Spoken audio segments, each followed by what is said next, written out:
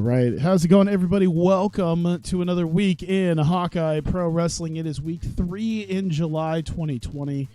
We're almost halfway through. We just got a few more weeks left until Infamous 49. We already have 3 big matches confirmed for the event. First off, the television championship match. Taylor Mulligan will be squaring off against Shinsuke Nakamura once again.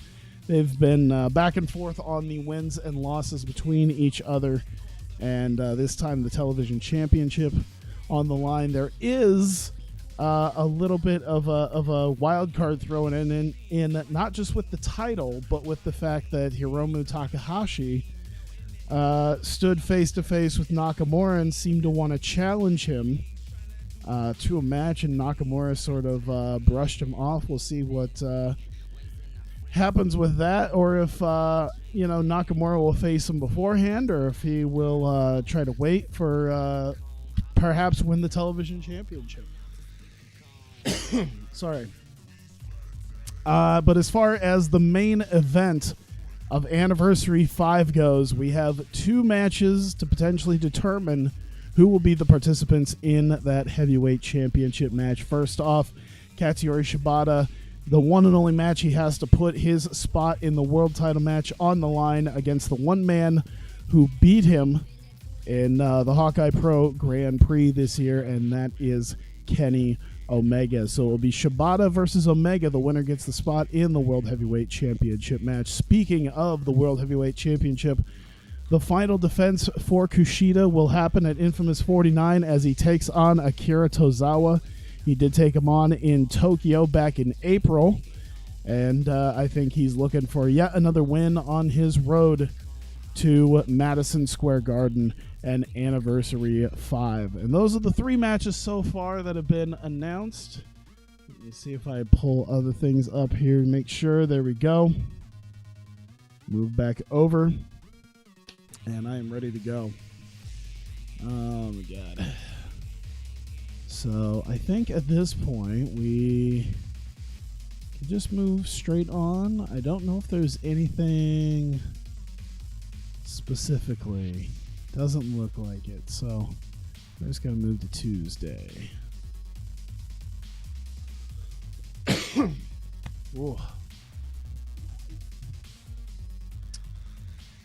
Hope you guys have been doing well. It's been a long week for me. I'm still coughing. This throat thing is just killing me.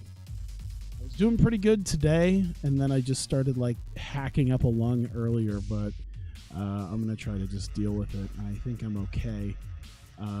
It usually happens after I'm done eating. That's usually when it's at its worst, and I think it's just because of just all the grossness of just food going down my throat, and I don't know. So I'm just not going to worry about it too much. Drew Gulak. Ooh, anterior crew. Ooh, God. That sounds like he's going to be done for a while. 55 days. Am I ever going to play Music War Empire again? Probably not. I don't know. It's gonna. It would.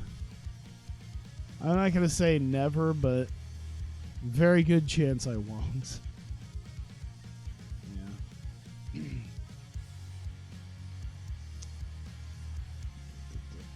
I haven't heard much on WWE 2K20. Then again, I haven't looked much at WWE 2K20. Same for NBA 2K20. And I know they've had some stuff out, but I haven't even looked.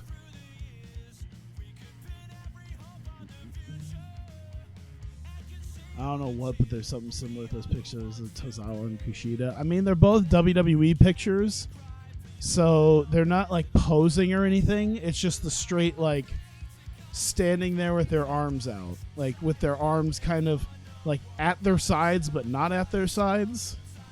I want to try to pull that up again. They both have the same exact pose, and of course they're both Japanese, so that's the one thing that's similar. But yeah, I think that's the big thing, is they both have that weird like I said, arms to the side but not really. It's kind of out just a little bit. Anything. Ken Doan's pissed at GFW. Oh boy. Unconcerned with job safety has been very vocal about his criticisms of Jeff Jarrett. Sources within the promotion say the two have fallen out over a variety of issues and many have commented they did not expect Ken Doan to last much longer with the promotion.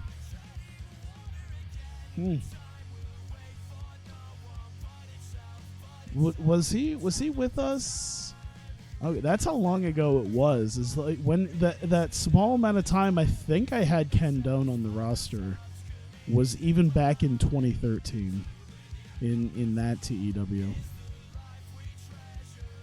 I see here. I forgot Mark Jindrak's still a thing. All right. Oh, we've done enough losing of money right now. Let's do a show. Puerto Rico. Why is it always Puerto Rico? I always want to go to Puerto Rico. All right. Where haven't we been in a while besides Hawaii? January for New England. We can go to New England. We're expecting 11,000 people, so we'll book a 10 to 12,000 seater. Mohegan Sun Arena is probably the closest. New Hampshire. Yeah, we'll do Connecticut. The sign is the venue. I think WWE's ran. I know they've ran there a few times before. I don't remember the last time they have, but yeah. Yeah, that Fire Pro. I don't know when the Stardom thing comes out, which is kind of funny considering I already have like all of them in in the workshop.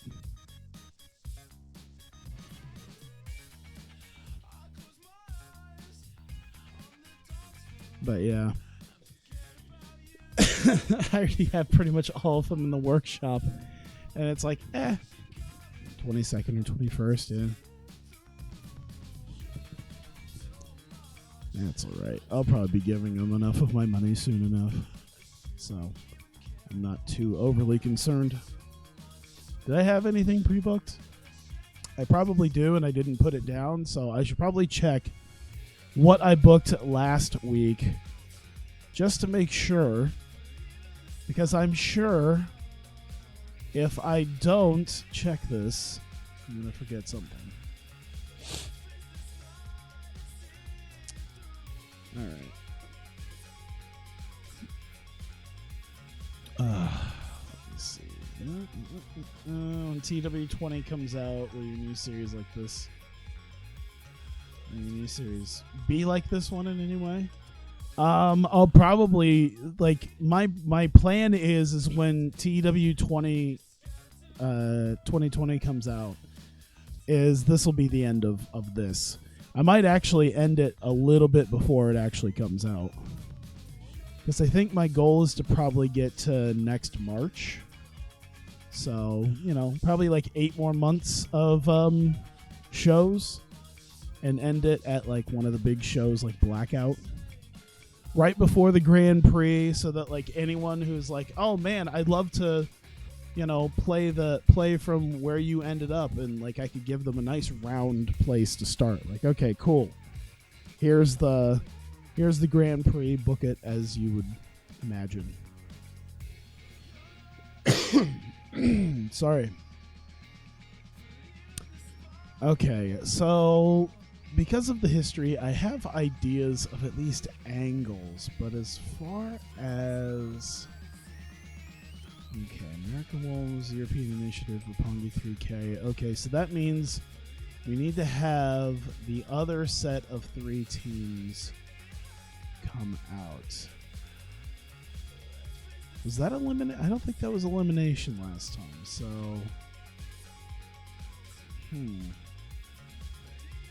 I think I think just 2v2v2 is oops. There we go. Just a 3-way tag match. can only pick great to bad wrestlers? What do you mean? I'm confused. Let me see here. Cleanup Crew's not in it. Because they're the champs. Los Ingobernables. Oh, you know what?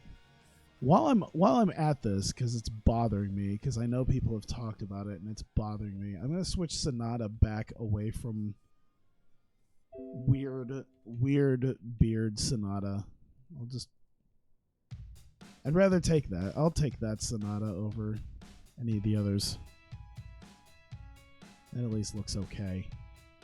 The other one just bothers me. Alright, so American Wolves need someone to face. Oh, shit. Who was it that they faced? Oh, my God. I'm terrible. Who did they face again last week? Wolves, European Initiative, Roppongi 3K. Okay. Alright, I got this now. Wolves, European Initiative, Roppongi 3K. So, Team Angle. Rock and Roll Fight Team. And Los Ingobernables. I'm wondering if Day 1 should take their place. Should take Rock and Roll Fight Team's place. Because I think I have ideas already with that. Yeah, I think they might be involved in something else. Something else later on tonight, so I'm not going to worry too much about that. You only sign wrestlers who are B+ to what the worst rating is wrestlers? Did you have a stroke? I don't understand.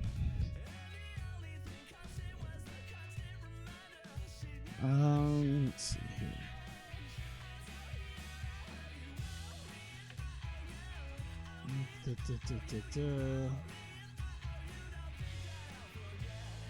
I mean, there's not that many, like... A B+ being the worst rating, I don't think that's possible. I don't even understand exactly. Like, their worst rating is a B+, because there's literally no one in this game that is like that.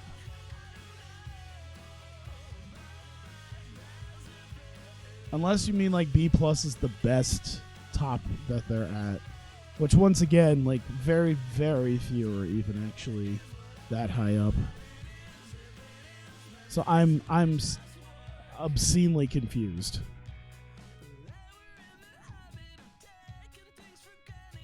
Braun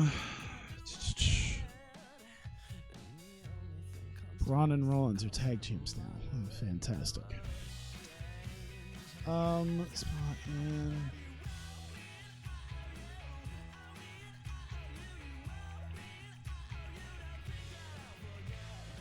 There we go. Basically, the winner of this is facing the American Wolves for a spot at the tag titles. Oh, God. How long should this go?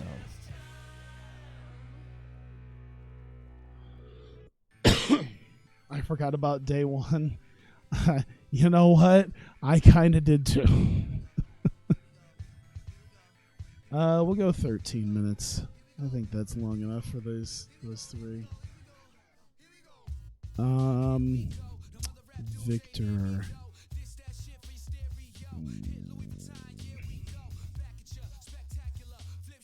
Yeah, I think it's got to be Los Ingobernables. So, let's see. Open match. Oh my God, my throat is...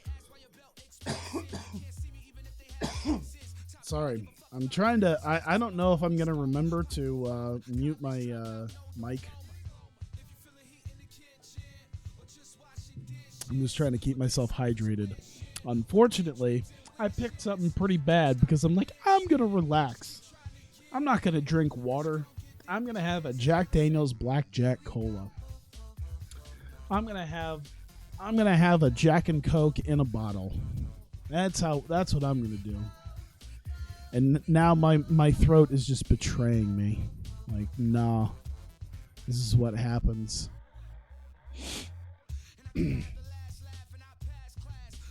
There we go. Okay, that took entirely too long just to book one freaking match, so I'm going to try to speed this up just a little bit. I want to look at some other things.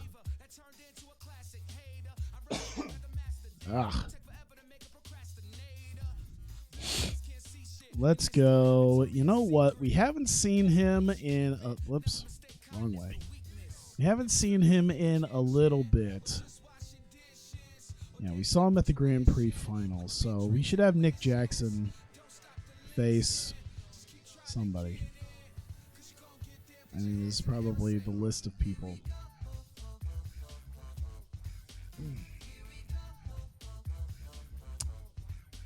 Gargano seems like... And Gargano hasn't been around since he got Beretta fired, so...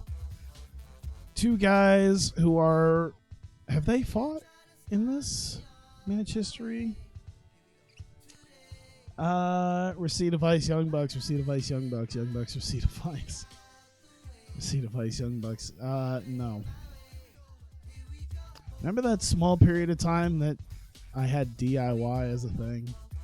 Yeah, so these guys have faced each other in a lot of tag matches, but not really one-on-one. So, let's go 12. Let's go 12. Let's see. Stamina's good. Stamina's pretty okay. We're kind of pushing Nick Jackson, I think, through this, so we'll do that. Open match. We'll go all out. And let's go decisive win. So we'll continue the Nick Jackson thing because it's been a few weeks. You know, just a few things I end up always friggin' forgetting about. Okay. I think we need a main event contest. And I think it should be... Okay, I have in my head... It's either going to be a one-on-one or a tag. I should probably do a one-on-one, shouldn't I? That's probably a good idea. So... I think Tama Tonga going out there for a main event match. And he should face someone... He should face Shane Hollister. I was thinking Alex Reynolds, but honestly, these guys have had one match, and that was almost 2 years ago. And it was gangbusters almost 2 years ago. And they are much more over than they were 2 years ago. So this could very easily end up a 99. I have the utmost faith in Tama Tonga and Shane Hollister. Because I need to push this little deal forward. They got about 30 minutes. These guys, main event, even on TV, is going to take probably 22 or so. Let's see, Mick Foley. We'll put Mike Chioda out there.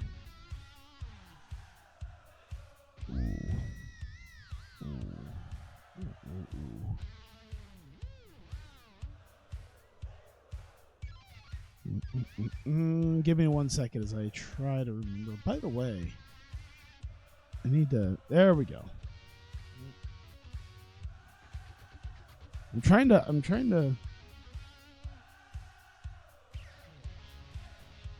There we go. I'm trying to resize the little window. Because I had issues with that when I got a new version of my chat app. It just reset everything that I had, so it was a kind of a pain in the ass to redo that. Shane or Tama. Let's go. You know what? Let's give the victory to Shane. Let's go storytelling.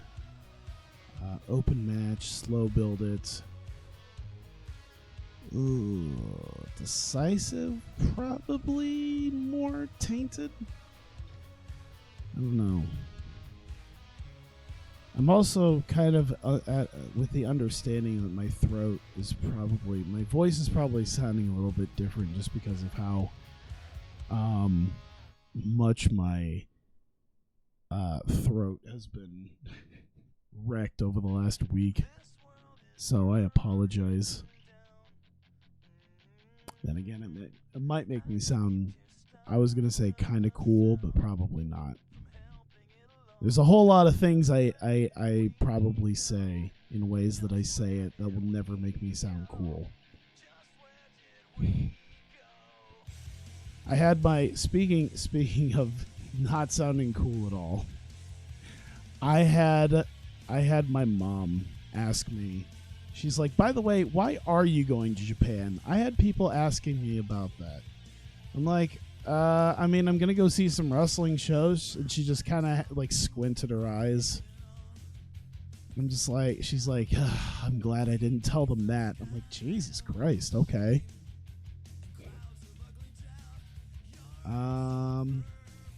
Let's go Reynolds.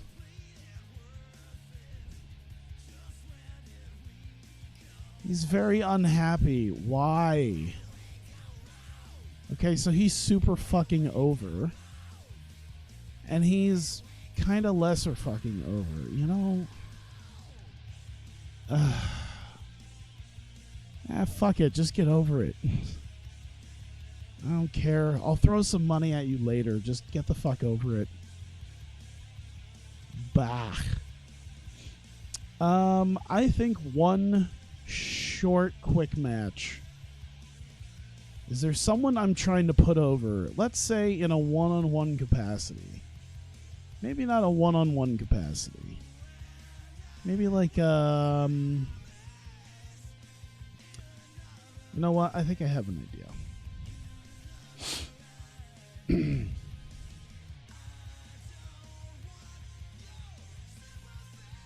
I'm going to do Prince Devitt and Pete Dunne. And I think what they're going to do is we're going to have Prince Devitt is going to... Prince Dunne and Pete Devitt have awful chemistry.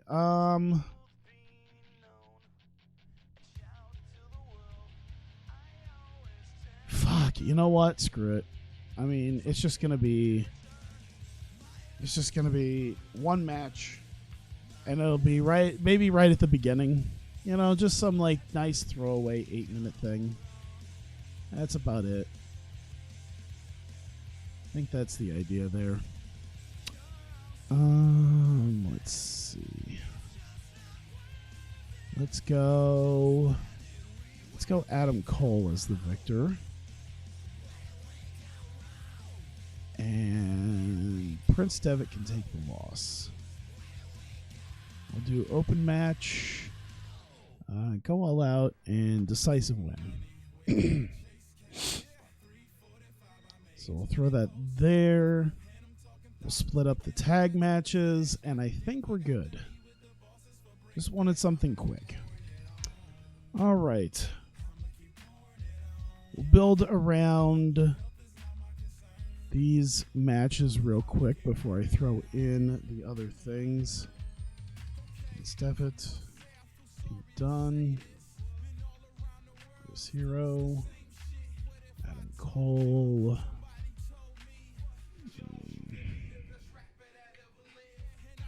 I guess they can all probably talk, right? Yeah, sure. Wow, Pete Dunne with that 12-star quality. He can go get fucked with that shitty star quality. I wonder what Adam Cole's looks like. Oh, he's got the star quality, man.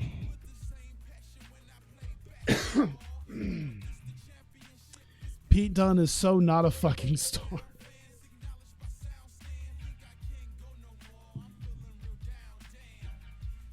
To be fair, this version of Pete Dunne is like before he even got like really, really big, even before he got signed by WWE.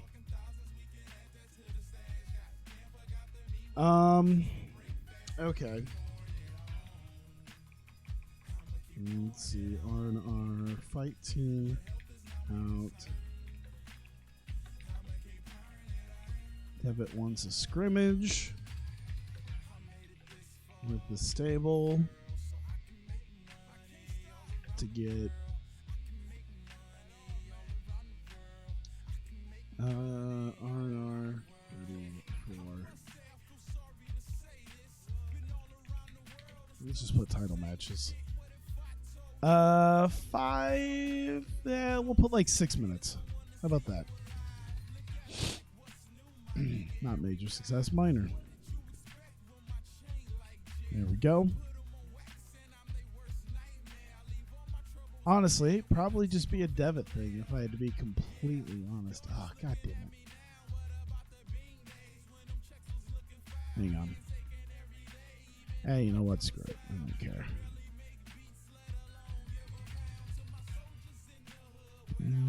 Let's see. Yeah, I think it'll just be Devitt talking. Is that a good idea? It's got to be a decent enough idea. It should be okay.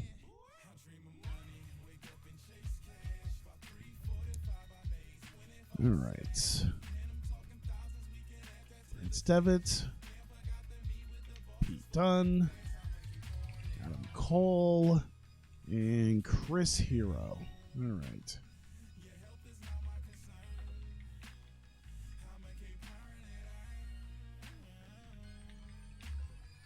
Let's see. Oops. Devitt has realized there's a weak link in R&R. He attacks Dunne and has Cole attack. Hero fuses.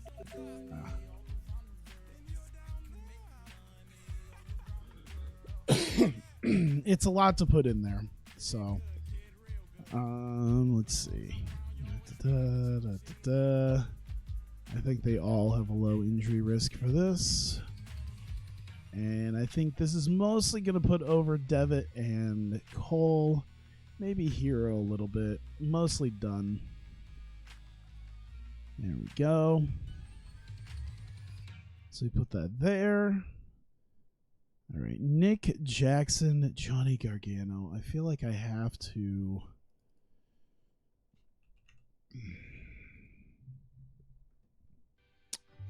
Is this his first match after leaving the Elite? I want to say this is. Yes. In fact, this is his first match in like a little while. Oh, you know what? Hang on. We need to give him a new gimmick, I think. Even though it's rated great, I think he needs to have a new gimmick.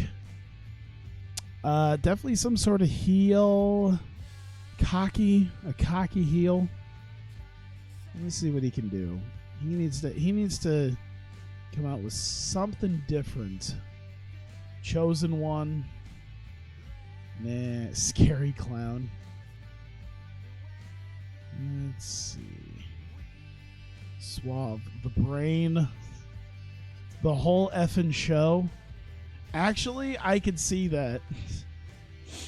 I'm not against Nick Jackson coming out as the whole effing show. I wanna do that.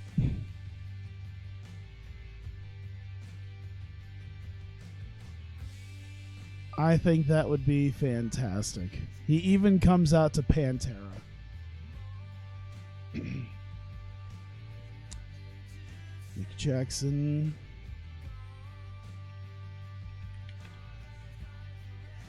Nick Backstage is glad to have shed the Elite. Oh my god, I think I screwed that up. The Elite off his back. Improve himself a true star. 3 minutes.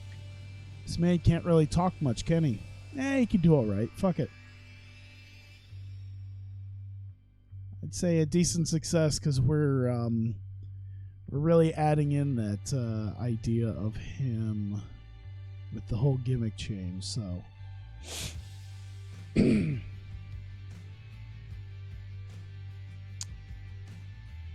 But he should do something afterwards. Let's see. Nick Jackson. Matt Jackson. Should Kenny Omega be involved? Probably not. You know what was kind of funny? Was being on Reddit and seeing someone discuss the fact that, like, oh man, TNA, remember that time that they were stupid enough to split up the Young Bucks and have them feud on Explosion? I'm just like, oh, but I think it could go okay. Just as long as I'm not calling them Max and Jeremy Buck, I think it'll be okay.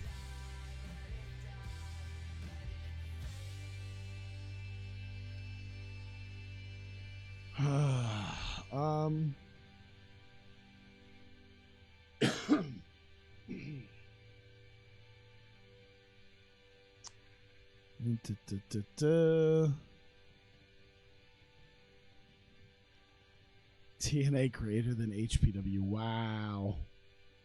You're just saying that because you hate Shane Hollister. And he was never in TNA. That's what I'm missing. Is I need to get Maximum Jeremy Buck. Oh my god. That's what he needs to be called. Is a good name. No, it's not Maximum Jeremy Buck. It's Max and... Okay, so you're probably just combining them. But yeah, Max Buck and Jeremy Buck were two really dumb names, and I still don't like Jeremy Buck. Matt Jackson needs to do something. But what?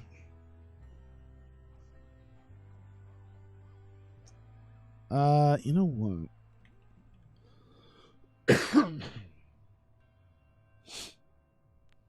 Actually, Matt out to stage. Shows pictures of him and Omega enjoying time together without Nick enraging him. So he comes out and he's just like a weirdly scolded, like a forlorn girlfriend or something like that. He's just like, you know what? I didn't need you anyway. This is what we did. Omega won't even be there. He'll just be off screen. He'll be in the pictures, but he'll be over. We'll rate him on his overness because that's probably the best thing to rate someone on with him. Why is he so much over in northern Mexico than literally anywhere else? Let me see here. Maxim Hill. Sure. What the fuck? Maybe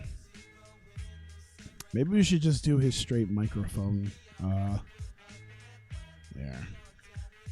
And we'll rate his entertainment. But I think it mostly puts over Matt and Omega a little bit.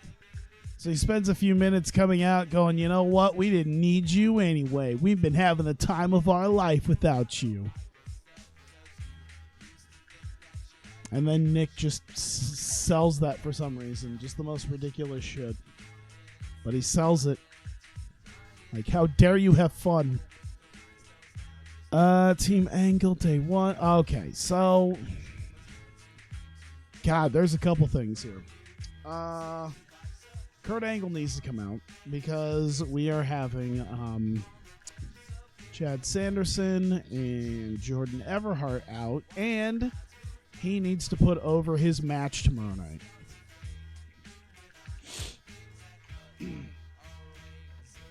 Team Angle out. Angle puts over his guys.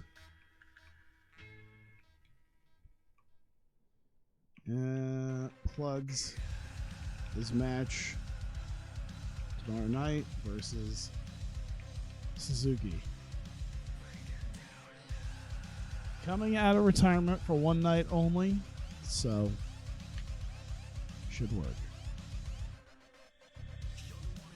Put over his boys and then say, by the way, Suzuki, I don't like you. Obviously wouldn't be just like that, but Los Ingobernables being a thing as well. We'll wait. Does Los Ingobernables get the win, right? Okay, cool. So, let's do Sonata, Sombra, Davey Richards, Eddie Edwards, and just because we're going to have Robert Roode, Samoa Joe. Should Brother Ray come out? Yeah, why not?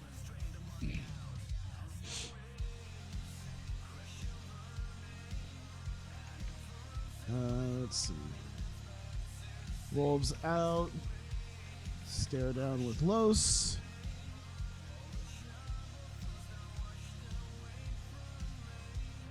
Crew out. Clean house. Along with Ray. As he puts over his tag champs. There we go. Sell. Everyone's selling. Except for Samoa Joe. That's his sex appeal. I guess we'll go neutral on these guys. We'll do minor success over here for them. It's going to mostly put them over more than anything.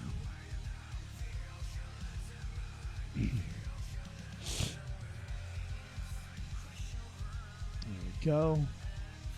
Put that right there. You know what I think I'm going to do? He'll have someone come out with him.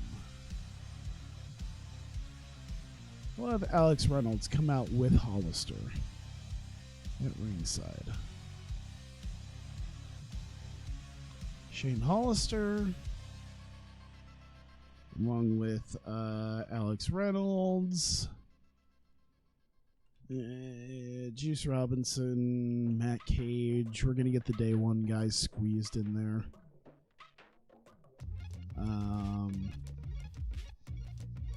Oh my god, where'd it happen? There's day one. Alright, Alpha Jr. and Cody Hall will be nursing their wounds from losing. That should be fine. And entertainment on these guys, they'll talk, they'll just sell their match. Kind of puts them over. There we go.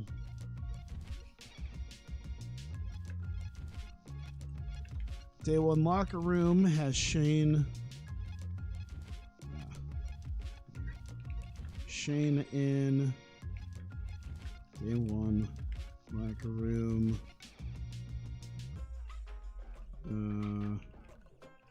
Warming up. Reynolds in to have his back tonight. There we go. All right. So I put that there. Okay, what is going to be the big show closer? What was my big show closer last week? Last week, our big show closer was the Nakamura Hiromu stare down. But here we've got Tama Tonga and Shane Hollister. We have a whole lot surrounding the both of them.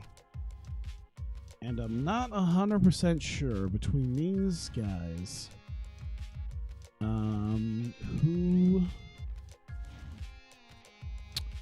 Someone should stand at least a little bit tall, and I feel like after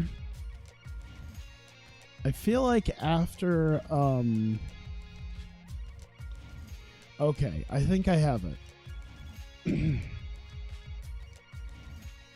So Tama will still be there. Shane will be there. Reynolds will be out there. Hey, Jack, what's up? Feeling better? I'm doing okay. Still got a kind of a hoarse voice. I'm nursing it back to health with Jack and Coke, which is probably not helping. I've been drinking water and such, but I wanted to at least drink the drinks that I bought over the weekend.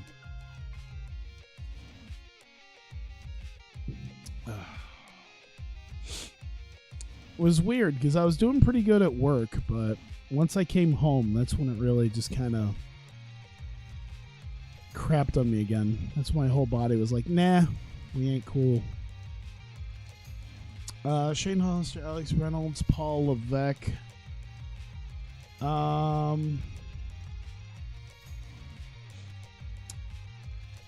Let's see. Alex Shelley could probably be out there. Okay, so that's 1, 2, 3. So Shane Reynolds, Levesque Shelley, Tama, Brother Ray, along with Robert Roode and Samoa Joe. There we go. Yeah, you weren't here, Jack, but it was kind of funny because my mom actually asked me today. She's like, why are you actually going to Japan? I'm like, I mean, I'm going to some wrestling shows. And she just like scrunched her face up. She's like, I'm glad I didn't tell people that. I'm like, Jesus. Okay. I'm like, why else go there, you know? I don't know. I don't want to. There's no good way. Should have told her Maid Cafe. She's not going to understand Maid Cafe. There's a lot of things she just doesn't understand. Like, I guess the most accurate way to describe it is in 2 words. Weeb pilgrimage. That's the best way to describe it, but there's no way my mom is going to understand that. She's like, what do you mean? All right.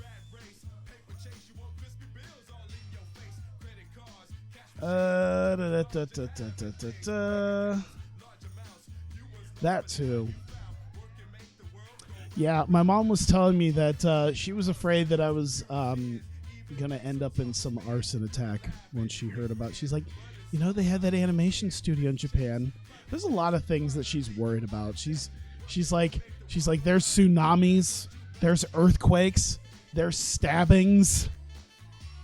I'm like, and there's shootings and tornadoes here. Like, it's not. There's a lot of things that can happen besides nuclear meltdowns and tsunamis. Pretty much everything else, and I guess earthquakes, pretty much anything else you can come up with, it can happen in Iowa. Oh yeah, she was also concerned that you are not a real person. That was also the other thing, because I've never met you face to face, so she just side eyes me whenever I say that I have a friend in California whom I've never met face to face. She's just like, I'm like, what? I told her, I was like, if I'm being catfished, this is the longest con ever. Manti Te'o didn't get catfished for this long. And there was more ability to try to get out of him.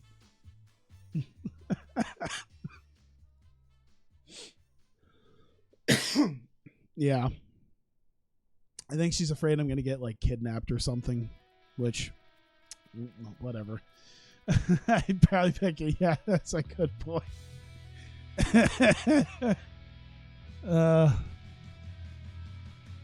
Just turns out it's like, oh man, I'm going to Japan with this hot blonde girl. Oh God, how should I? I need to come up with the angles here because I'm already 45 minutes in, so you should probably tell her that. I've told her before, I'm like, I've seen pictures of him. It's like, we've seen pictures of each other. It's not like, yeah, it's not like he's trying to seduce me here. That would be fucking hilarious. I can't laugh too much because it'll just char loose all the mucus and crap in my throat, and I'll just end up dying for the next 5 minutes. I apologize.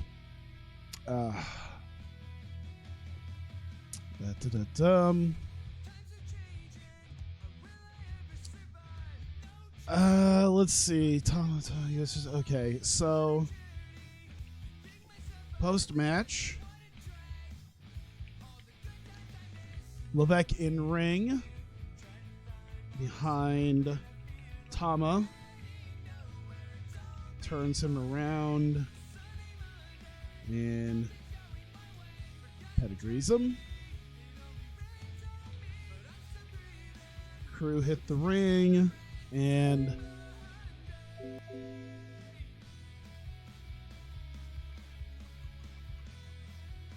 crew and rest, leave.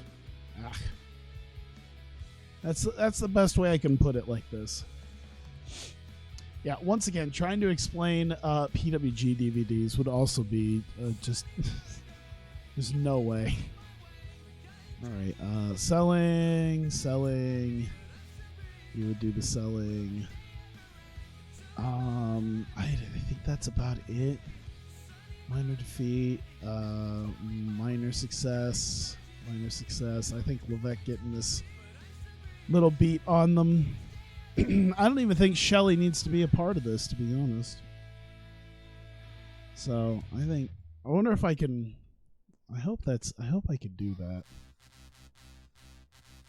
Let's see, neutral for the rest of these guys. Okay. So there you go. The idea of we get the big main event. Shane Hollister gets a win over Tama Tonga. You know what? I think I might change this. It's a decisive finish, but we'll give him a flash pinfall. He's still unhappy. I don't give a fuck. But Shane gets the win over Tama. A little bit of a win for these guys because they've been getting the shit kicked out of them for a while. And then Levesque kind of gives Tama the old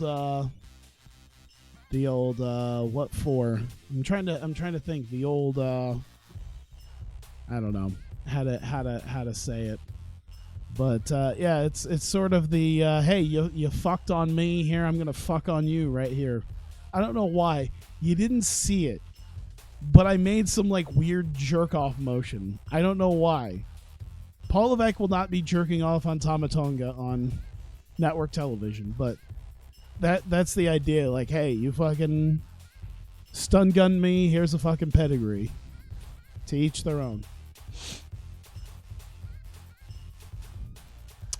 Let me see here. So to keep up the other bits and pieces that we are dealing with, we've got Mulligan with Nakamura. That needs to be a thing as well, I think.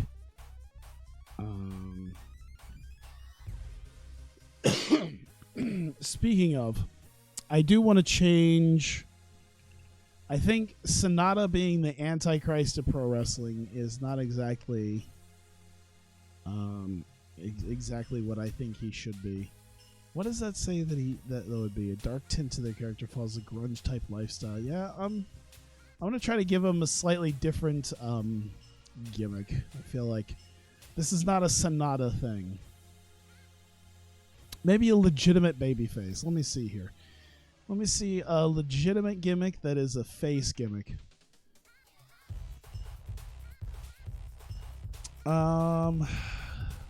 Ew. Yeah, thanks, Stay Hydrated Bot. Show stealer, wrestling machine, legitimate athlete. Maybe we can look at the realistic gimmicks, because that's might be a little bit better. Clown. He just comes out as a clown.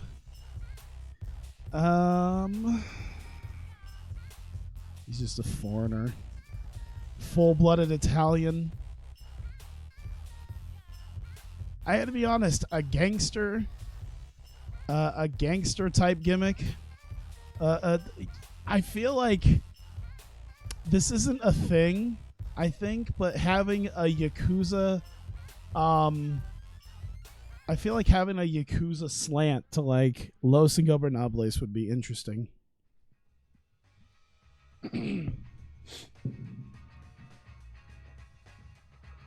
I feel like it could work. I don't know if Sonata's the one to a Yakuza slant. Oh my god. You know what I mean?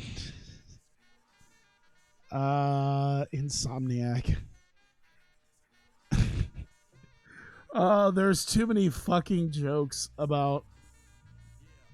Oh my god.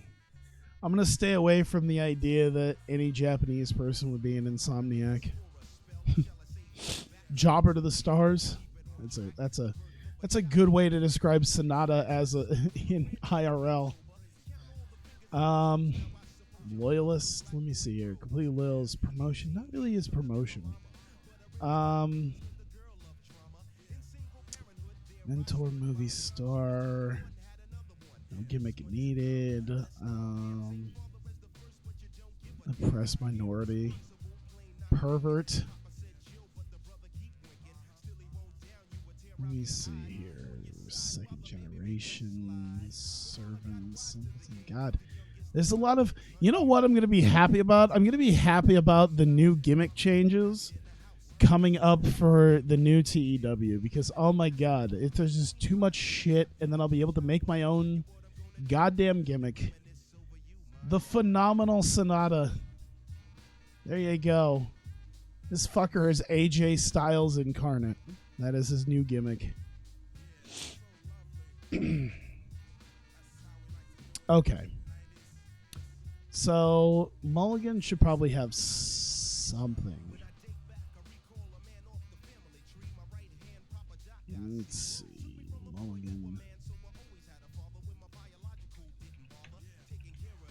Mulligan vignette, where he has...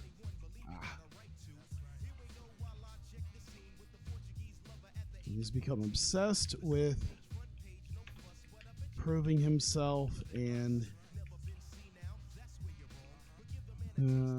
eliminating Nakamura.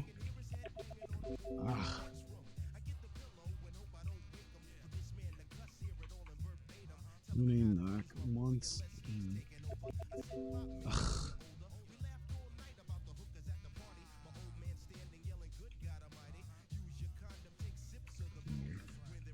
We're good.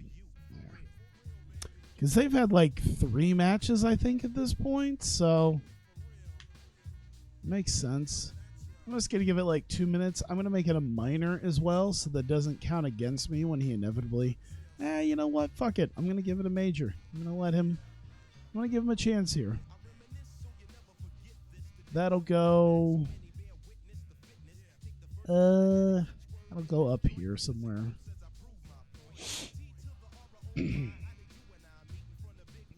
All right, we need an opening segment. I feel like I'm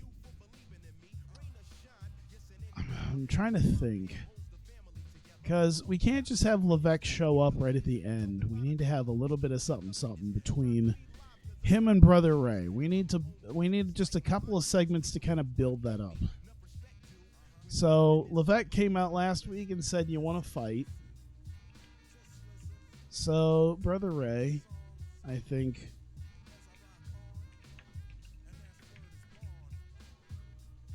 oh my god.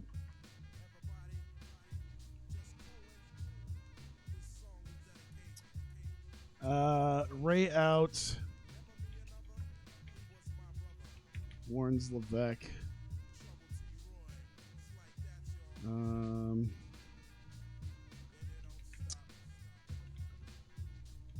He isn't how he used to be, and he does not believe in. We'll just put the game. I was thinking about the idea that Brother Ray would come out and basically call out Paul Levesque and say, you know what? You're not the cerebral assassin. You're an old guy who pretends that he's that. That's the idea behind it. The idea behind it is he's coming out going, you really think that this is gonna be? I guess I'll open with that. It's only 6 minutes. I think 12 minutes before the first ring bell. That's not too bad. That's not. It's far. It could be far worse.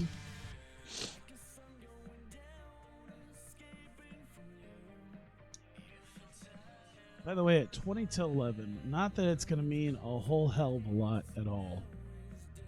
But did they do the whole King of the Ring tournament tonight? Did they crown that already? It's a lot of matches to do, so maybe they didn't do the whole thing in one night.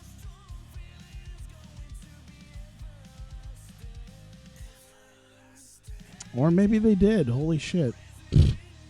No, they didn't. I'm not going to worry about it right now. All right, we still have about 14 minutes. I think we should have another angle. I feel like putting them like in the same room is not going to do all that well. I feel like at this point, them being in the same room isn't gonna be good.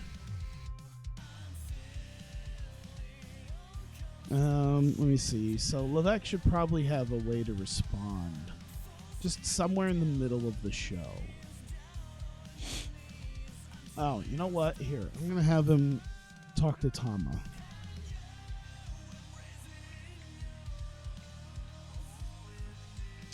Levesque runs into Tama backstage. Informs him he faces Shane in main event. So just a quick little thing. Tama Tonga could also kind of be there, jaw jack at him about him getting hurt again.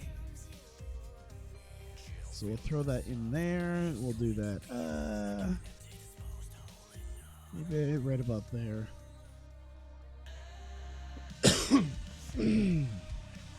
Let's see. 10 minutes.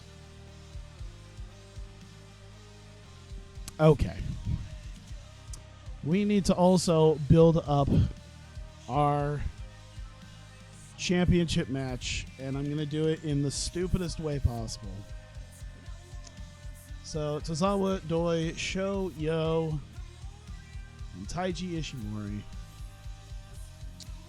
Alright. Let's see. Monster Max walks the streets of Tokyo.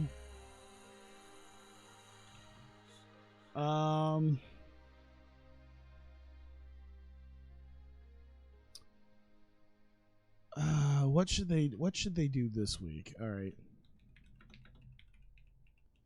With a megaphone claiming to bring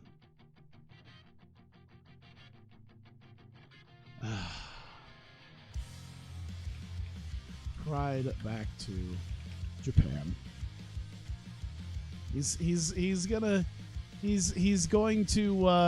inform people that they can hold their heads up high when Akira Tozawa wins the heavyweight championship again. All right, so the other three are not going to talk. They're just gonna stand there and look pretty, which at least for a couple of them is not a hard thing to do. Let me see here. We still got 5 more minutes to do one last bit. Just looking, we got Omega Shibata. I don't think we've really done much with that yet. Omega has already kind of shown not to be there, so Shibata doesn't really need to be there. You know what? Katsuyori Shibata will be part of this, so that he's out there doing his thing. He's out there. He's in front of the camera.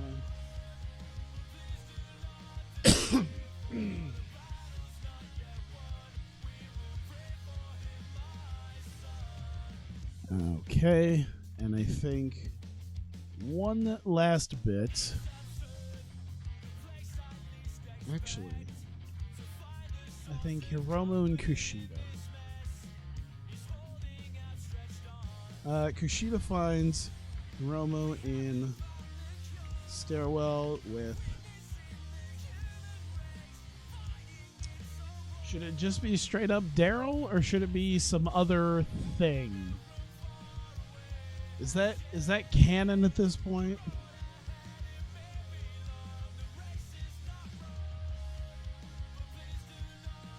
Is it canon that he's still a thing? I imagine he is.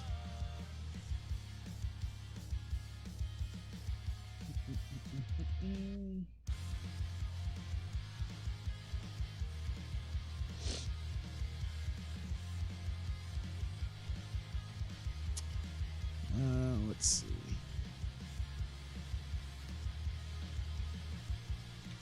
Daryl discussing how he wants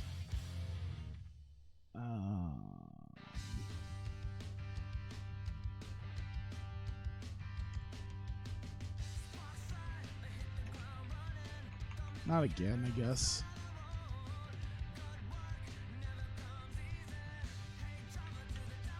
There we go. 5 minutes, I guess, on that. There we go. Wants to be king of stress. I'll at least have a good idea of how to play that off when we actually do it. We'll put it over here. This makes sense. Okay, 125 minutes. I think I hit most of the things that I wanted to hit, so I think we're pretty much good to go. Oh my goodness. Hang on. There we go. I wanted to make sure that the text box wasn't too screwy. All right. Run the show.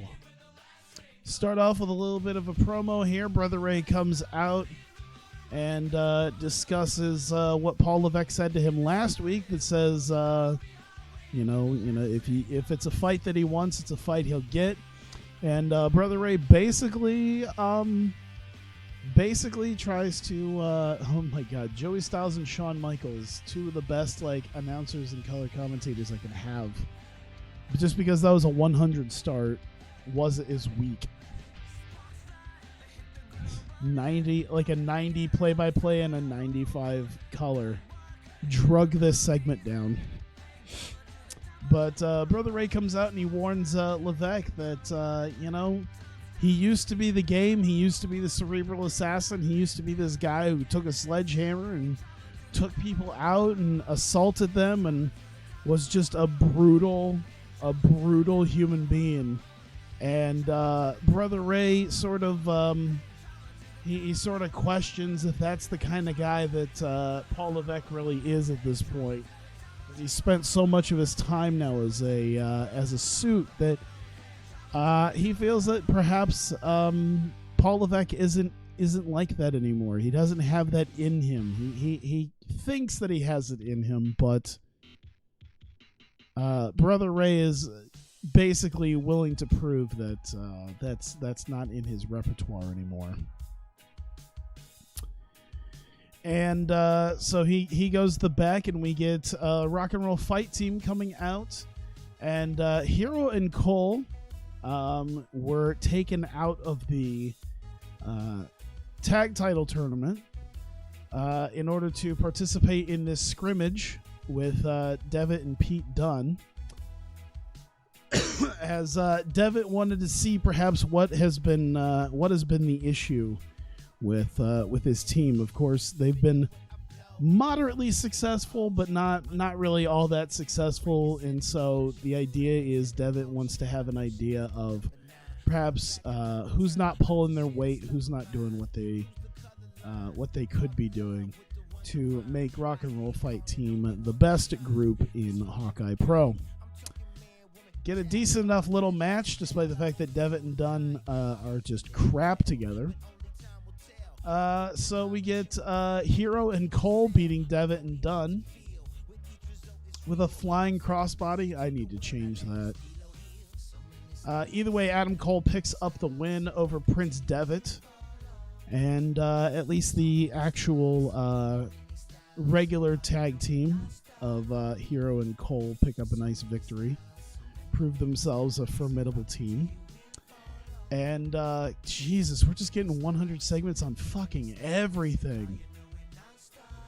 Now, if only our matches can do this. Devitt, a little bit worse for wear, is grabbing a microphone, and he basically kind of nods his head. And as he's sort of clutching the back of his neck and head, he says that he fully understands now who the true weak link in Rock and Roll Fight Team is.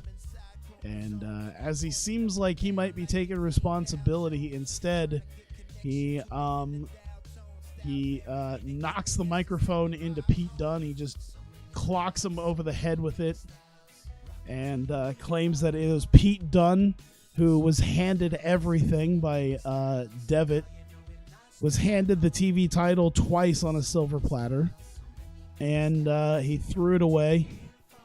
And so he's considering him the weak link, and he instructs Adam Cole and Chris Hero to attack him as well, to sort of complete the kicking out of Pete Dunne. And Cole starts stomping away at Dunne, but Chris Hero seems a little what's the word? Conflicted. He's very conflicted about the whole thing. He's just kind of like looking around. He doesn't know what to do. Devitt is yelling at him to start beating up on him, and Hero flat out refuses. And Devitt, starts getting ready to beat up Hero. Hero starts fighting back, and as it looks like he's going to hit a roaring elbow on Devitt, Cole hits a nasty super kick on Hero and helps Devitt up. So it seems as though there's a bit of a divide officially with Rock and Roll Fight Team, as Cole, following the instructions of Prince Devitt, beating up Pete Dunne, but Chris Hero seems to be taking Pete Dunne's side. So a bit of an implosion of Rock and Roll Fight Team after all the team building exercises. It was all for naught. And we get Taylor. Oh, good. Of course, Taylor Mulligan's got to be the one to pull it down. Taylor Mulligan vignette backstage in, maybe not backstage, but in some sort of location that indecipherable. And he's surrounded by pictures and news clippings and magazine clippings of Shinsuke Nakamura, as well as results of the previous times that they had faced one another. I think Mulligan's lost to him twice now, beating him once.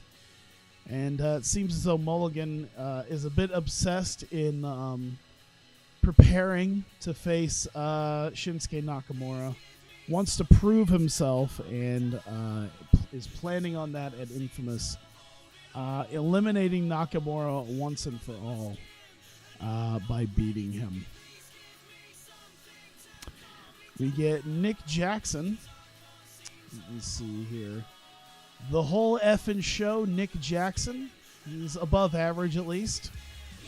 Not as good as his gay character, but that's all right. Nick Jackson is backstage. He seems to have a new look and a new vibe about him. And he's glad to have shed the weights of the Elite off of his back, as he plans to go out there and prove himself the true star of the Elite, despite and showing that it was a mistake to give Kenny Omega the spot for Shibata's chance at Anniversary. So Nick Jackson wants to go out there and prove himself a single star. He faces Johnny Gargano, who they end up having a decent enough match, I guess. God, a 90 and an 86. How did that only end up? Well, it was probably because it was like a 12-minute match, I guess. But Nick Jackson, who hasn't been seen since Grand Prix final, as well as Gargano, who hasn't been seen since Beretta got fired.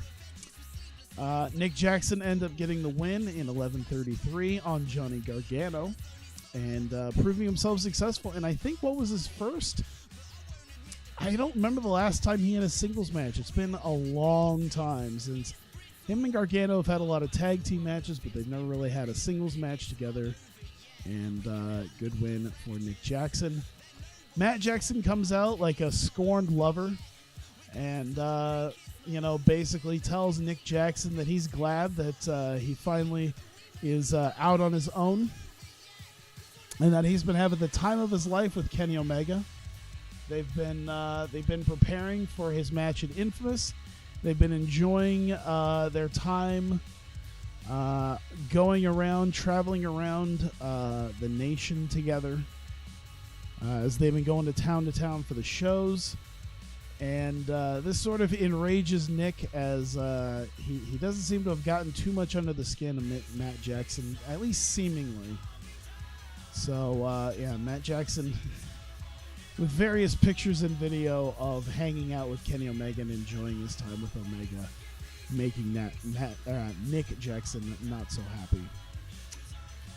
Paul Levesque runs into Tama Tonga backstage. Tama Tonga seemed to be just kind of hanging out, and Paul Levesque came up to him, and Tama kind of shared a few words about whether or not Paul Levesque was trying to catch another beating, and seemed very arrogant. But Paul Levesque informed him that later on tonight, just in probably about 45 minutes or so, he is going to be facing Shane Hollister in the main event tonight, and just sort of pats him on the shoulder and walks away, as Tama Tonga doesn't look too happy that he is in a match.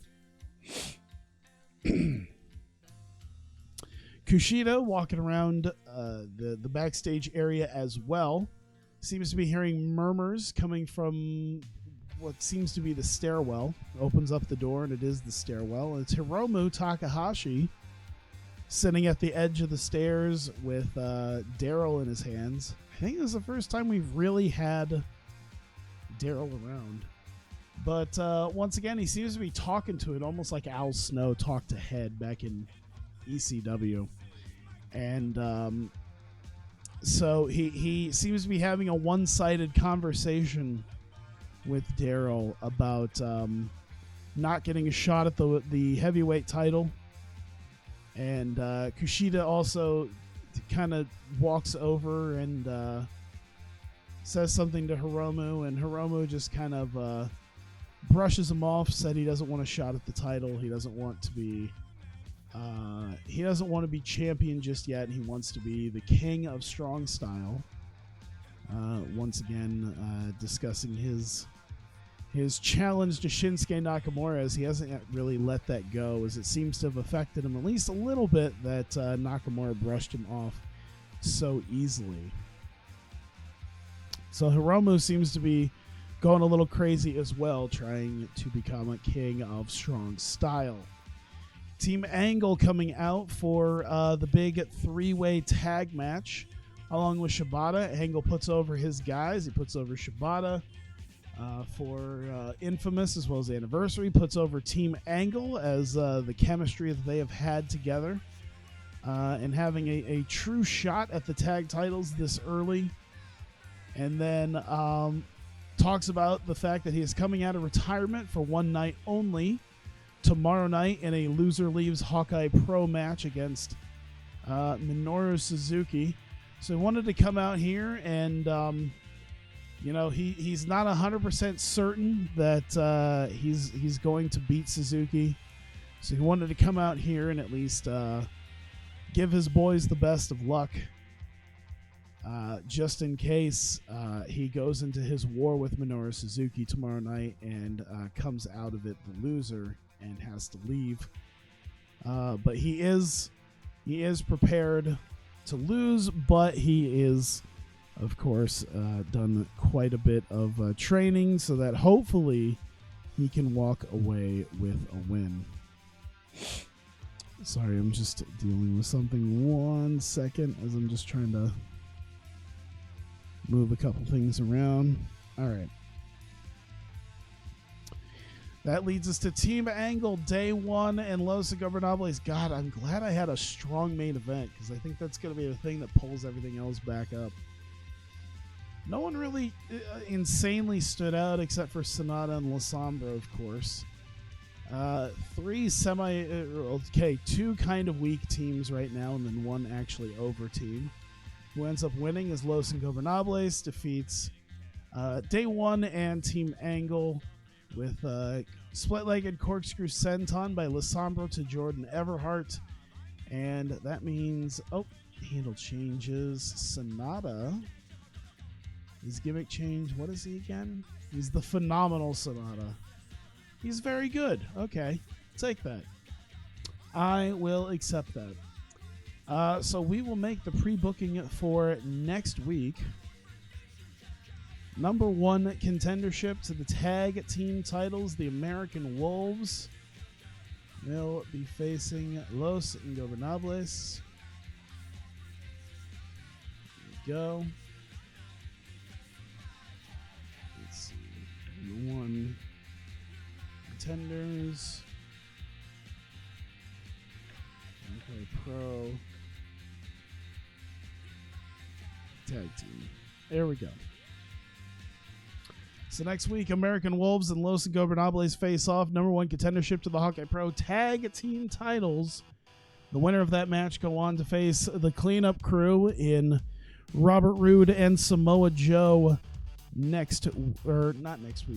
Infamous in just a few weeks. Speaking of, Wolves come out to have the stare down with them. And as that happens, Rude Joe and even Brother Ray come out to clean house along with them as Ray sort of grabs a mic and puts over the idea that no matter who ends up winning next week, they won't be able to get a victory over Rude and Joe. There's a reason why he picked Rude and Joe, and that is because they will remain the champions because they are that damn good. Actually, that would make a lot of sense to say that they are that damn good. That would just incense Paul Levesque even more that now Brother Ray is putting the catchphrases onto his own guys. Monster Max is not in the arena. However, they, with a small camera crew, it seems, are walking the streets of Tokyo with a megaphone as Tozawa and Doi march around Tokyo as though they are campaigning for some sort of political office, as Shoyo and Ishimori sort of help out and hold various signage. And the prevailing idea of what Tozawa and Doi said is that Kushida, as the heavyweight champion, is not a true.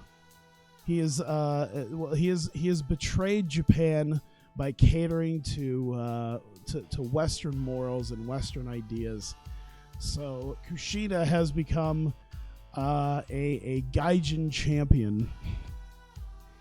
And Akira Tozawa looks to beat Kushida and bring back the pride in Japan to the heavyweight championship. The general idea of it. Kushida is not a real Japanese man anymore, according to Tozawa, and by beating him, he will become the pride of Japan, and he will bring it back as a hero. Alpha Noai Jr. and Cody Hall are nursing their wounds as Juice and Matt Cage are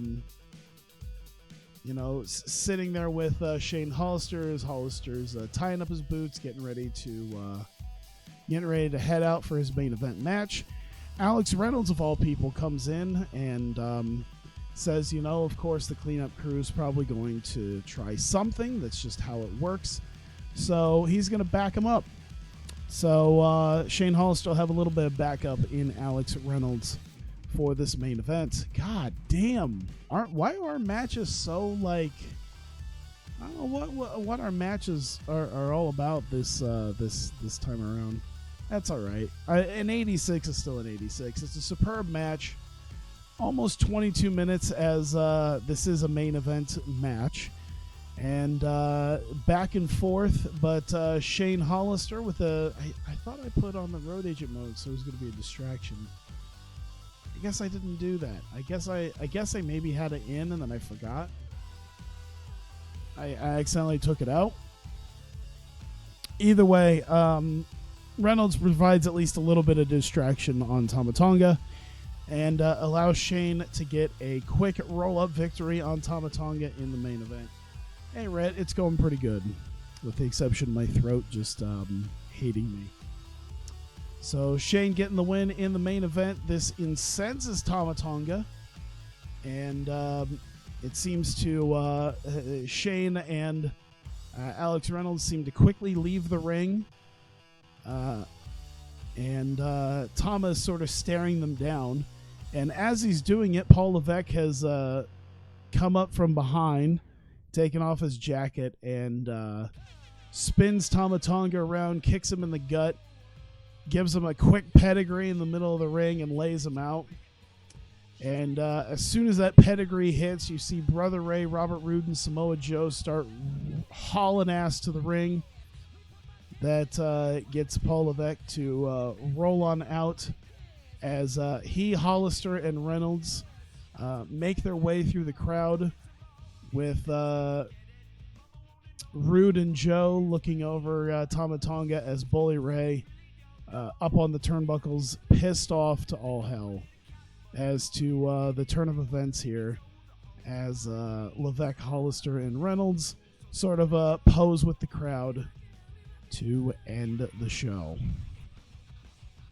88, Jordan Everhart, Chad Sanderson was used too much. Who cares?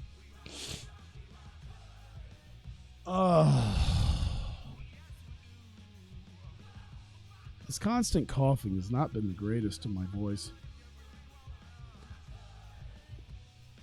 There's been a couple times this week that I've been wanting to stream, but then my body just wants to die on me. Let's see, 21.5 rating. Let me see what that relates to. 16.1. That is up from that's up from last week, but down from Breakout, which is fine. We had two amazing shows, so I'm perfectly fine with that, because Jesus, we've had a string of amazing shows. Rating, like, quality wise, that was the worst show, the worst adrenaline. Oh my God, that was the worst adrenaline since back in May. But it's still at an 88, so there's nothing to sneeze at with that. Uh-oh, AR Fox is sidelined.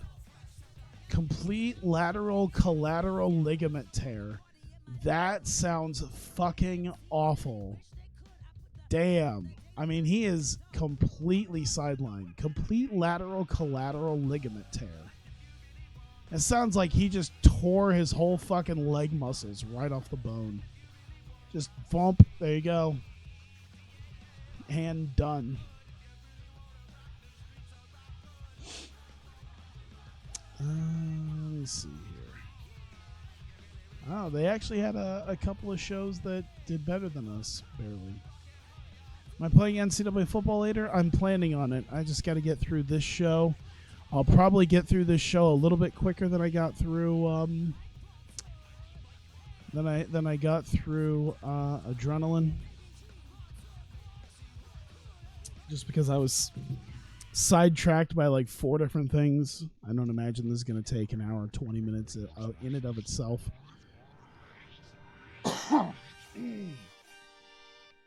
All right. The AP poll that just released? I did not. An AP poll for NCAA football?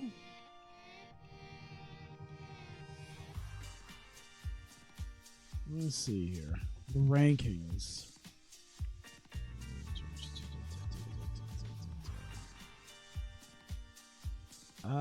I don't see Iowa or Iowa State in the top 25, so I don't really care too much.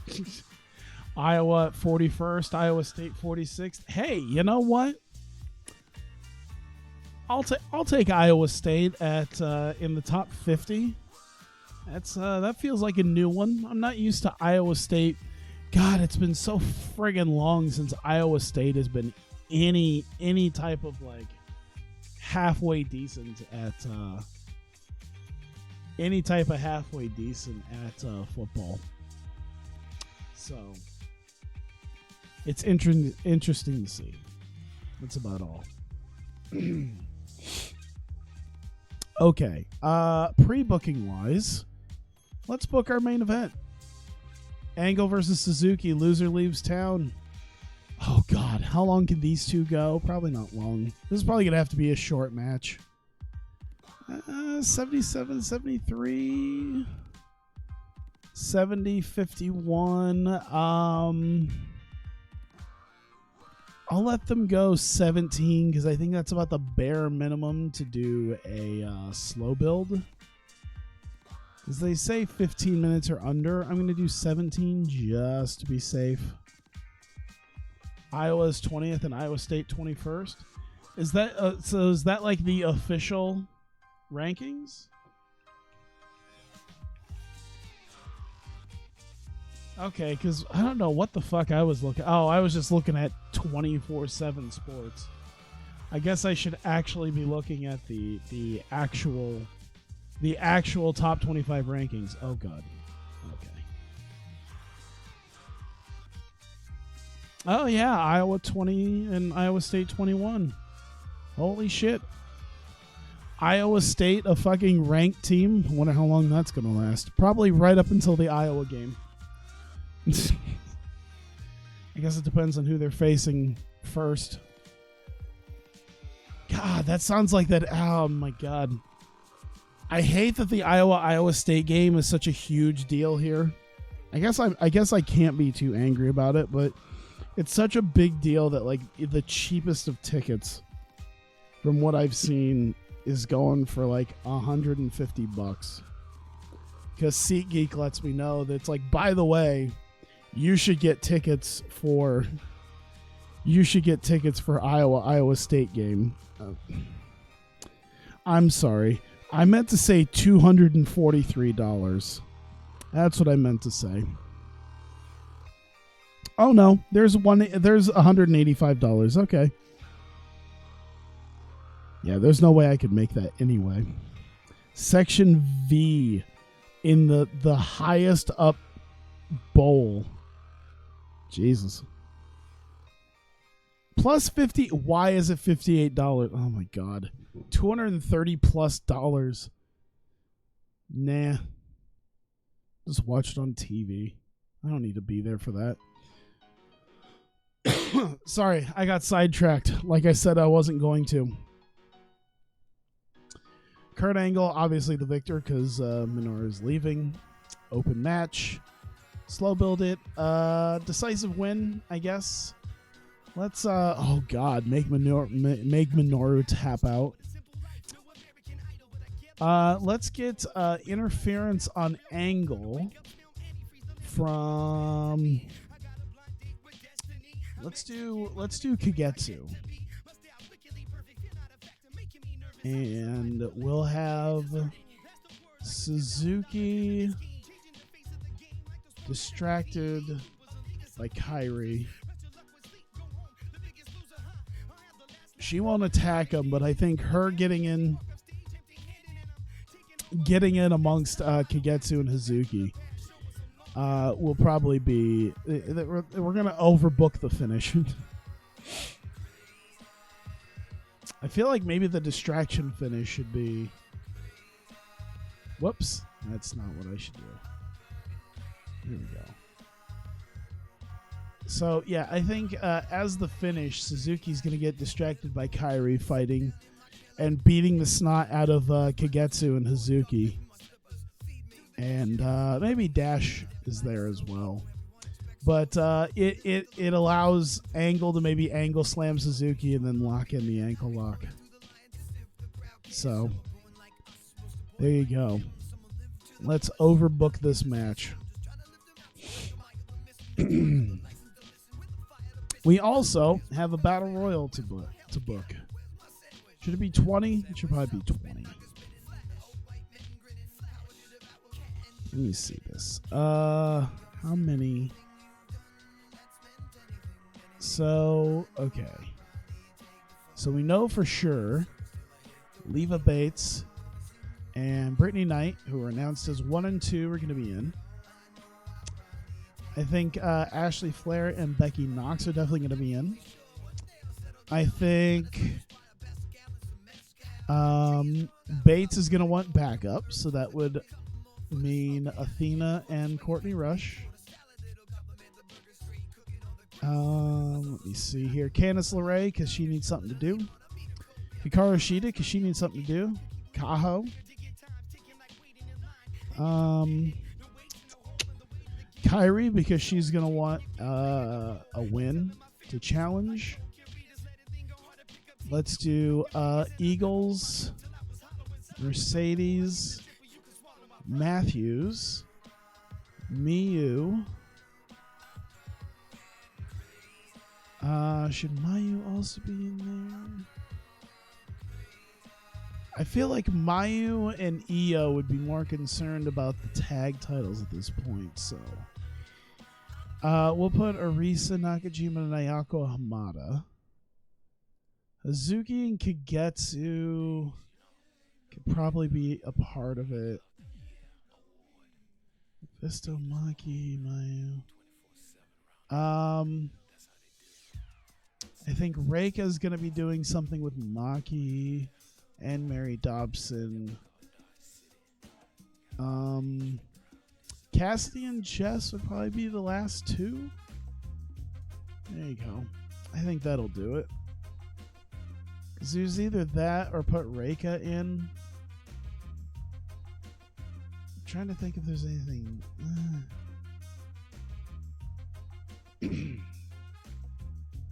Actually, yeah, I'm going to take Kangaroo, Cassie, Kangaroo. Oops, not Leva Bates.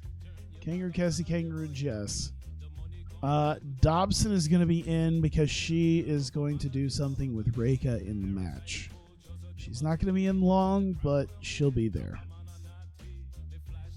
Or Dobson isn't involved. We'll put Jess in. Dobson will just interfere. That looks to be about right. Okay. 20 woman. Whoops. Woman. Battle Royal.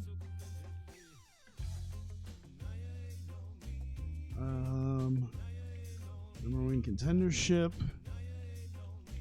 Hawkeye Pro World Women's. So this match is for a shot at the Hawkeye Pro World Women's Championship. One of these people will face Dash Chisako at Infamous 49. God, let's give it like 30 minutes, I guess. Should it be that long?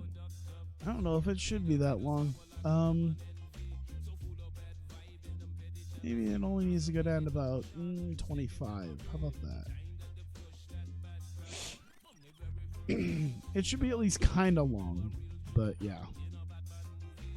Mick Foley will probably take this one. Okay.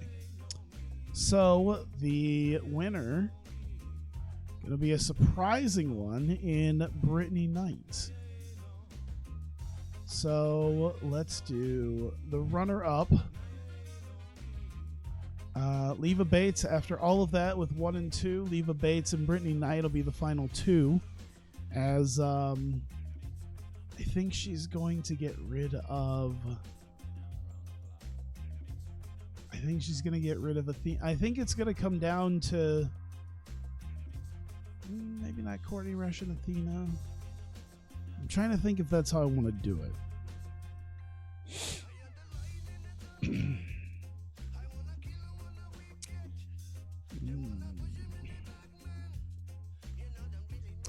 Maybe if it came down, you know what? Maybe if it came down to Courtney Rush and Athena, but they immediately get eliminated.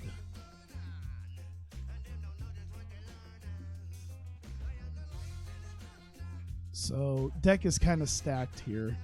I would say Kairi Hojo puts up the most eliminations. She comes in like a house of fire. She wants to be. She wants to be. She wants that title match. I guess we'll slow build. I don't know if slow builds work for a battle royal. I guess we'll find out. Decisive win.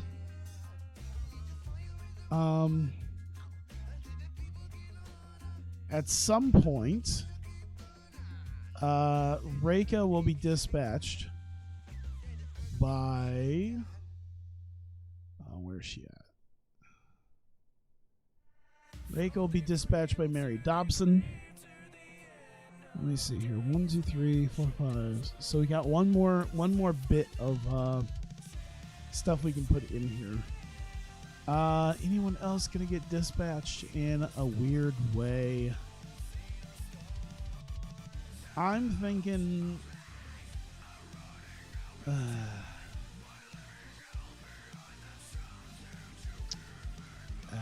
Well, you know what? I think maybe Kairi. Kairi can get dispatched by. You know what? Yeah. Kairi gets dispatched by Dash Chisako coming in. After she deals with Kagetsu and Hazuki.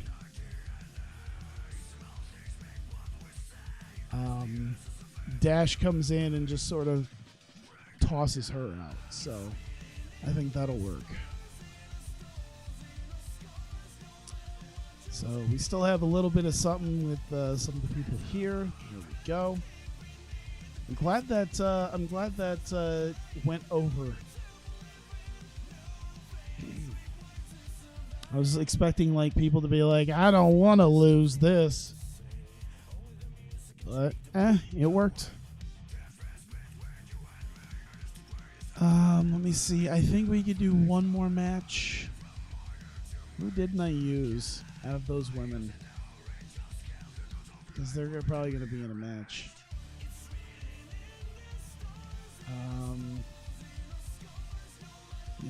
Let's do. Okay. Let's do a tune-up match.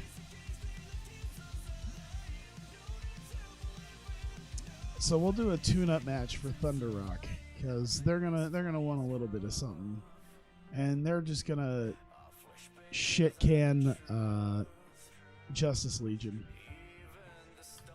It's gonna be like nothingness. We're already 49 minutes in. Let's give it like 7 minutes. We'll do 8 minutes. It gives them a chance to kind of fight back, but either way, they're getting dispatched. So. God, we need somebody to do the psychology. I might just do the storytelling, and it's not going to be this or the battle royal. I guess it won't be an open match. That's not the point of that. The point of that is not to make it an open match. Decisive win, of course. So Io Shirai wins. It's decisive, and they're just going to crap on the Justice Legion's day. So 3 matches should be enough there. Angle Suzuki is going to be, I guess, our storytelling match. That makes the most sense, I guess.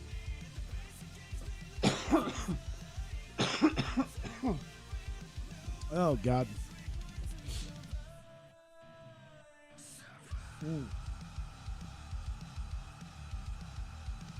All right.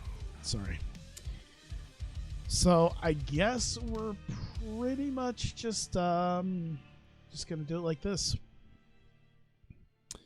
I guess we just build the rest of the show around this stuff. Thunder Rock Justice Legion, obviously.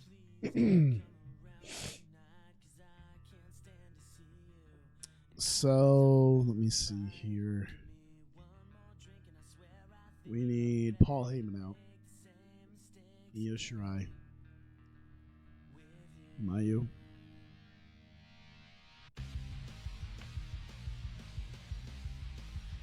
Him International out.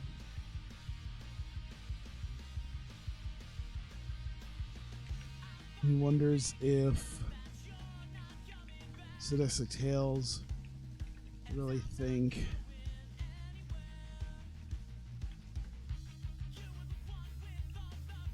they can stop Io from getting revenge from...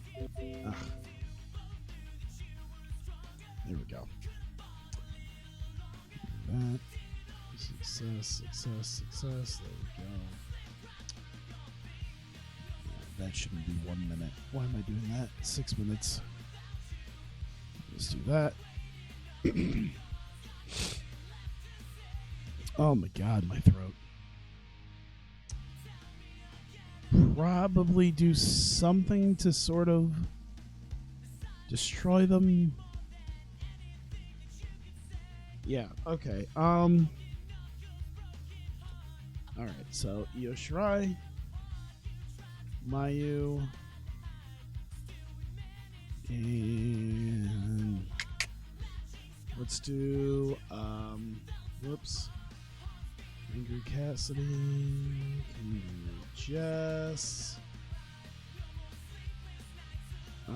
This should bring out Lufisto and I guess Carl Anderson. But we'll also bring out Dalton Castle and Princess Kimberly. So it's going to be a whole thing that sort of winds everything together.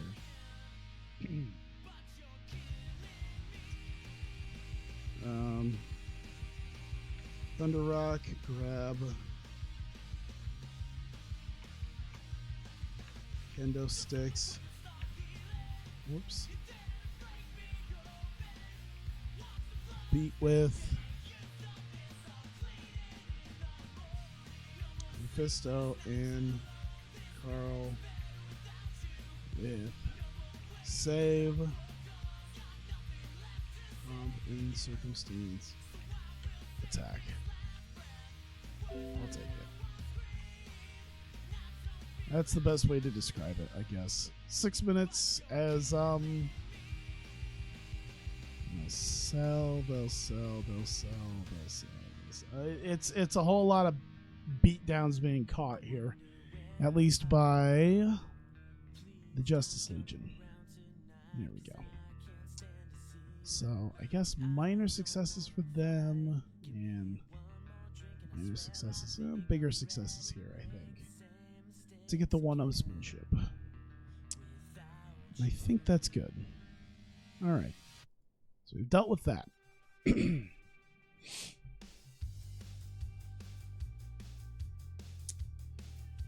Let me see here.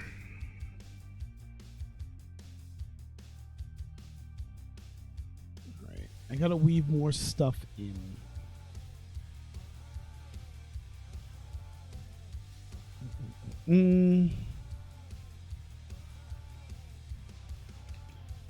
Leva Bates will be talking with her people Rush. Levacorp. In their office. Plan to win Battle Royal tonight.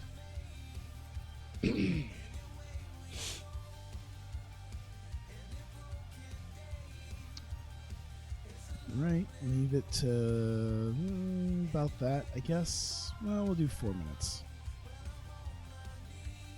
There we go. 4 minutes of them discussing how they plan on winning, even with Leva being number 1. All right. We need Sadistic Tales, Kana, Zumi, Mio, and James Mitchell. And I guess they'll all do their thing.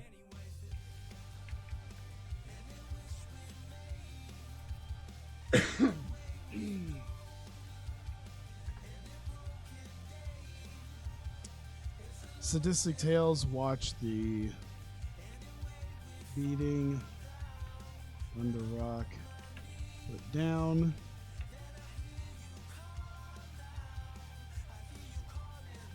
And Neil warns Theo is serious about her revenge. Ugh.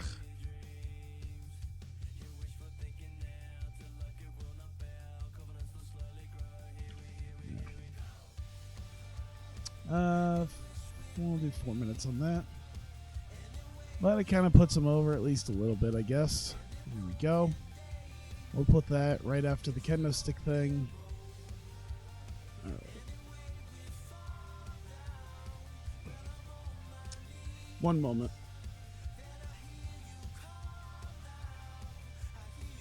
Sorry, my back kind of itches, so I'm just trying to deal with that. It's just kind of a pain in my ass. I apologize.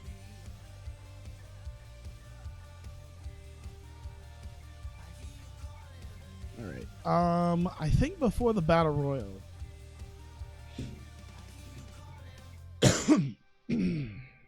I think before the Battle Royal, we're going to have sort of a dueling thing here. Kurt Angle with Chad Sanderson, Jordan Everhart, and even Kairi Hojo.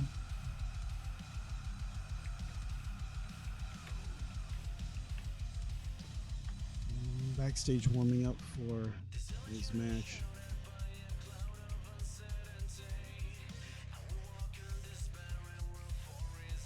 Match versus Suzuki with Team Angle.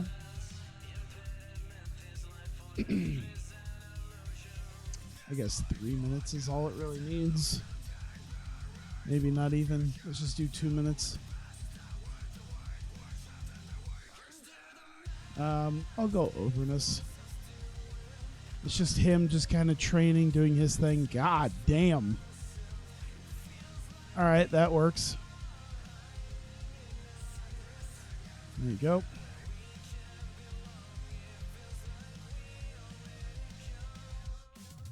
All right, we'll need to put some stuff after the Battle Royal. First off, Brittany Knight, she'll sell her match.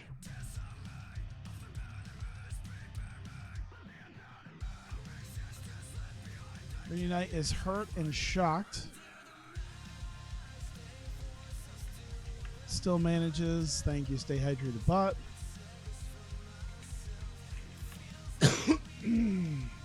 Still manages to celebrate her win.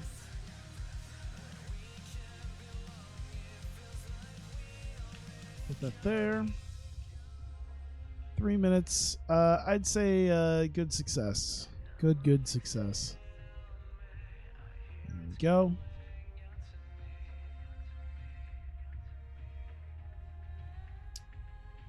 Hey, Jesse. Good timing.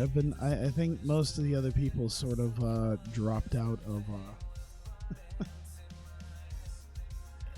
Most people fell asleep, or at least they're just watching. I'm too drunk for this stream. I'm not drunk, but I've having me a Jack Daniel's Blackjack Cola. So I'm at least having a little bit to drink. My throat's too hoarse for this stream. Let me see here. Man, I just got to book the rest of this bullshit. Just to see, Jim, did that. Did the Leave a Corp thing. I think we need Kyrie. Kyrie is going to be stalking the back for Dash. Kyrie is pissed off and marching around backstage area looking for Dash. We'll do that, and I think her selling, maybe? No. We'll just do entertainment. Why not? Oh, what's up, James? I don't care what she's pissed off about. I mean, I'll be honest. Most of the streams that I watch, I don't watch a ton of streams, but most of them, it's a background thing. I'm very much a big lurk boy, so I definitely understand people doing the lurk thing.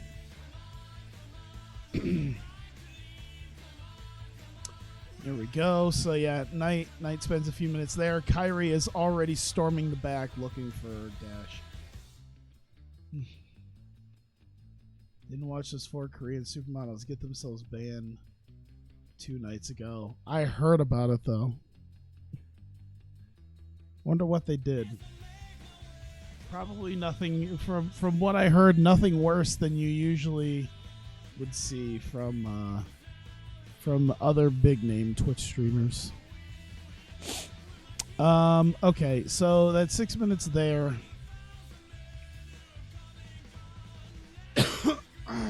They swam around and pressed them up against the glass.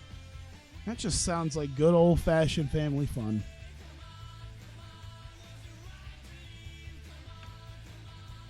Maki out with Lady Beard.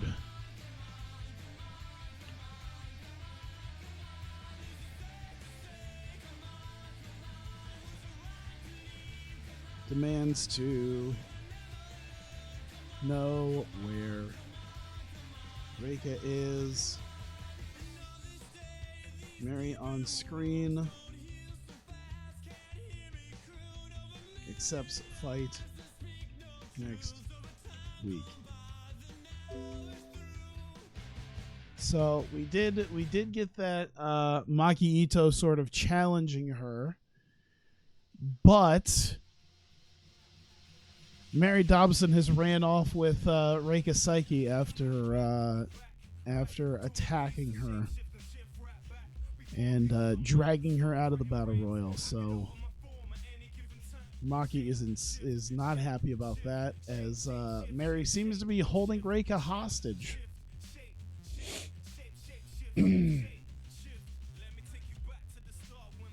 Let's put Mary there as that. Yeah, she can talk. Maki can kind of talk. Should Ladybeard do any talking? Nah. It'll be fine. We'll just leave it to Maki. There we go. Alright. Work without a script? Yeah, sure, why not? Maybe we can rate Ladybeard on his sex appeal. Yeah.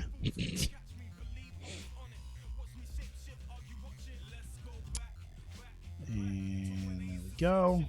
Alright. We're filling up time in between these matches. We could probably fill up a little bit more time between the tag and the battle royal. This is gonna be a lot of angles. I hope it's one of those things where they're just like, you only booked 3 matches. This is a travesty. This is a terrible show. God, I still got 29 minutes to fill. Well, okay. Technically less. Like 24, but fuck. Kurt Angle, Minoru Suzuki. Okay, so first we definitely have Minoru Suzuki.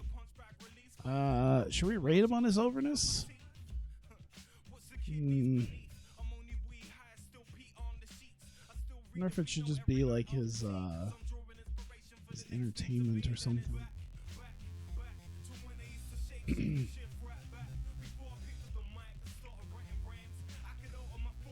Suzuki is warming up by himself. Preparation for his match.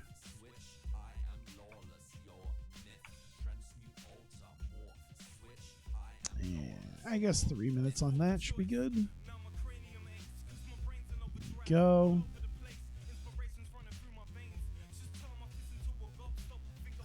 We'll put something here. We'll have this really feel like a big fight feel. Let's see. Ring intros for Angle and Suzuki.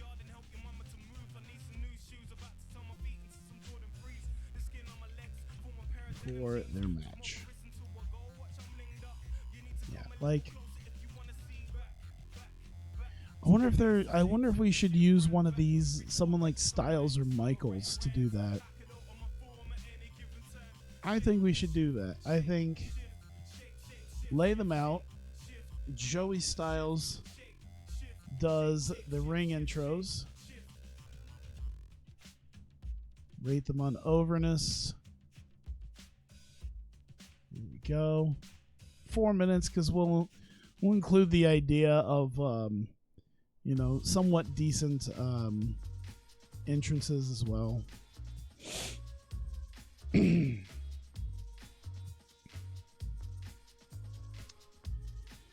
Let me see here. Whoops. Kurt Angle, Minoru Suzuki. Ring is cleared. Suzuki sits.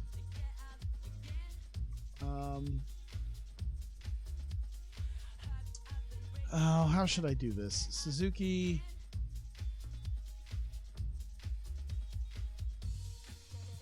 Here. Soaks up crowd as Angle gives respect. Tries handshake, but tries handshake. Suzuki.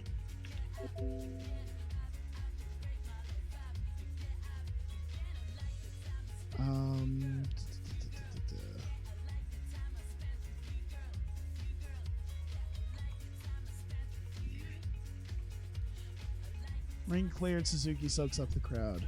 Angle gives respect. Tries handshake. Suzuki sleeps him. That's how you end it. I'm gonna soak it up for like 5 minutes. You know, the idea of like this is Suzuki's big last ride there. We'll do minor successes, I guess, on both because Angle is Angle still got the win and Suzuki's gone, but he still gets we'll neutral. Well, okay, minor success because he does end it with sleeping Kurt Angle in the middle of the ring for his last big hurrah.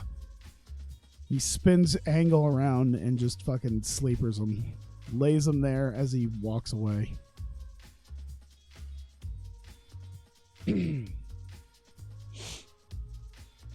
We still got just a little bit more time.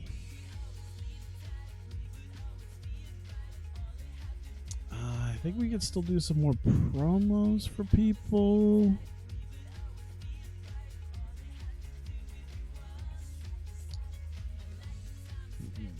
I don't know if I need to deal with Kyrie right now. Oh, you know what? We'll do it. Oh, shit. Uh-oh. Here we go. I did a little. I guess I accidentally hit like right click on something, and it had the little hourglass. Let's see, Kyrie, Athena, Courtney Rush,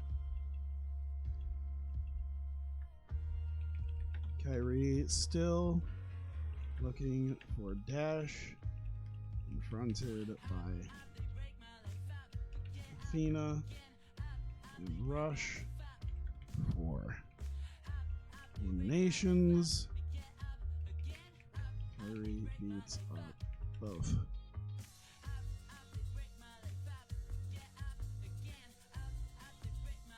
I feel like that sort of makes Neva Corp look like geeks.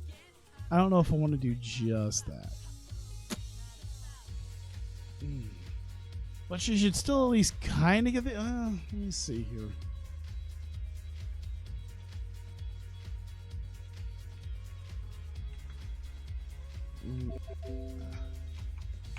She just brawls with them. We don't get like an exact idea of,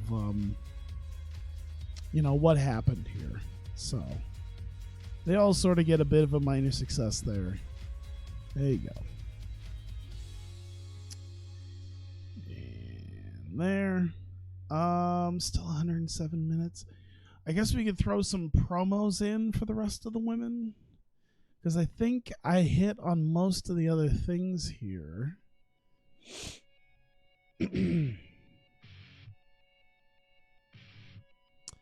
So I think the idea that the other people would probably want to say a little bit of something about the Battle Royal beforehand. Let's do... Alright. Let's do Shimmer and Shine. Those could be three. Those could be a few people to do something with. Nicole Matthews, Mercedes Martinez, Madison Eagles, and for shits and giggles, Portia Perez is also there because she's with them. Here we go. Shimmer and Shine backstage. Each want to win. Matthews wants to be first double champion. 4 minutes, I guess. There we go. Put themselves over with that.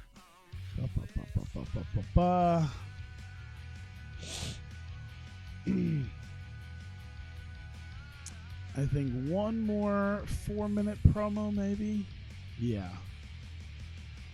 Oh, we got to get all the Reinas in there. So, Risa Nakajima, Miyako Hamada, Hikaru Shida, and Kyle Kobayashi. I forget who should and shouldn't be talking. Probably just Hikaru Shida. Kaho, maybe? No, definitely not Kaho. Hamada, I think, can kind of talk. Yeah. Speaking of people who can kind of talk, holy shit. Oh, my fucking throat. Success. Here we go.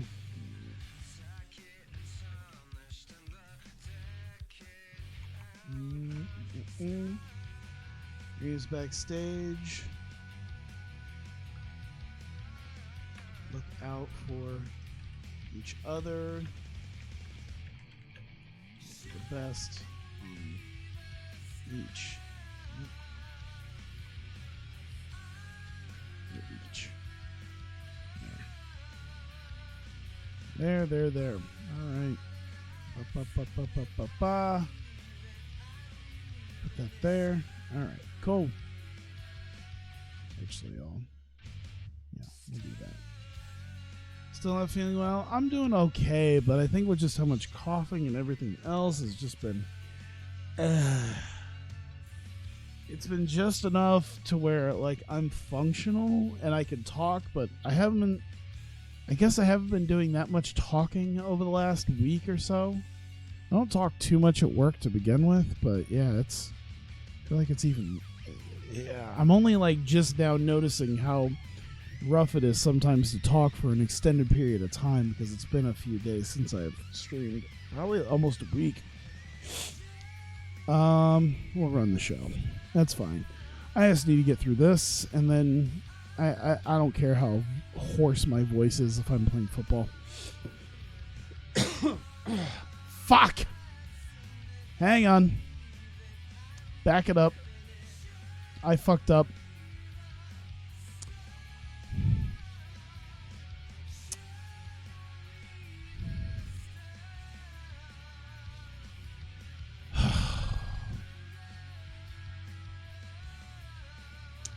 So we start the show. I would assume sellout. I'm not sure. Heyman International comes out with Io and Mayu, and there's questions as to what Sadistic Tales might have planned, and if they think that the ridiculous power of their friendship and goodwill towards each other is really enough to stop Io Shirai from getting the revenge that she so desires after the humiliating loss that she took last year at Anniversary 4. She's been spending the last year trying to make up for that with the defense of her title. She lost her title. She got hurt in the Grand Prix. And so now she's laser focused. Now that she has nothing else to really keep her mind off of it, she's laser focused with Anniversary 5 coming up. But she really wants to deal with Kana again, and she really wants to take what Kana has. And that is the team and the titles that she has gotten over the last year. And this leads to Thunder Rock versus the Justice Legion. And Thunder Rock, in just about 8 minutes, getting moonsault pressed by Io, gets the win. Just a quick little match. They try to put up a little bit of a fight, but just not going to be enough against Thunder Rock, of course, as Io and Mayu pick up the victory. This leads to them deciding to try to prove themselves a little bit more about how serious they are, by showcasing what they want to do to Kana and Azumi on Kangaroo Cassie and Kangaroo Jess. They lay in a couple of quick shots, but this sends Lufisto and Carl Anderson running out as Io and Mayu sort of drop the sticks, and Paul Heyman has sort of a smug look on his face as he believes that they've done what they need to do. They don't have any real beef with the Justice Legion, so they just wanted to put someone in a serious amount of pain, just to prove their dominance. And so they prove that, so they have no reason to sit and continue to fight. But as Lufisto and Carl Anderson are tending to Kangaroo Cassie and Kangaroo Jess, this does have Dalton Castle and Princess Kimberly come sneaking out as they lay in a little bit of a beatdown on Lufisto and Carl Anderson, as they leave them laying, as this is the first time they've really gotten physical with them in quite a little bit, also showcasing that Princess Kimberly seems to be fine after that gun stun she took several weeks ago.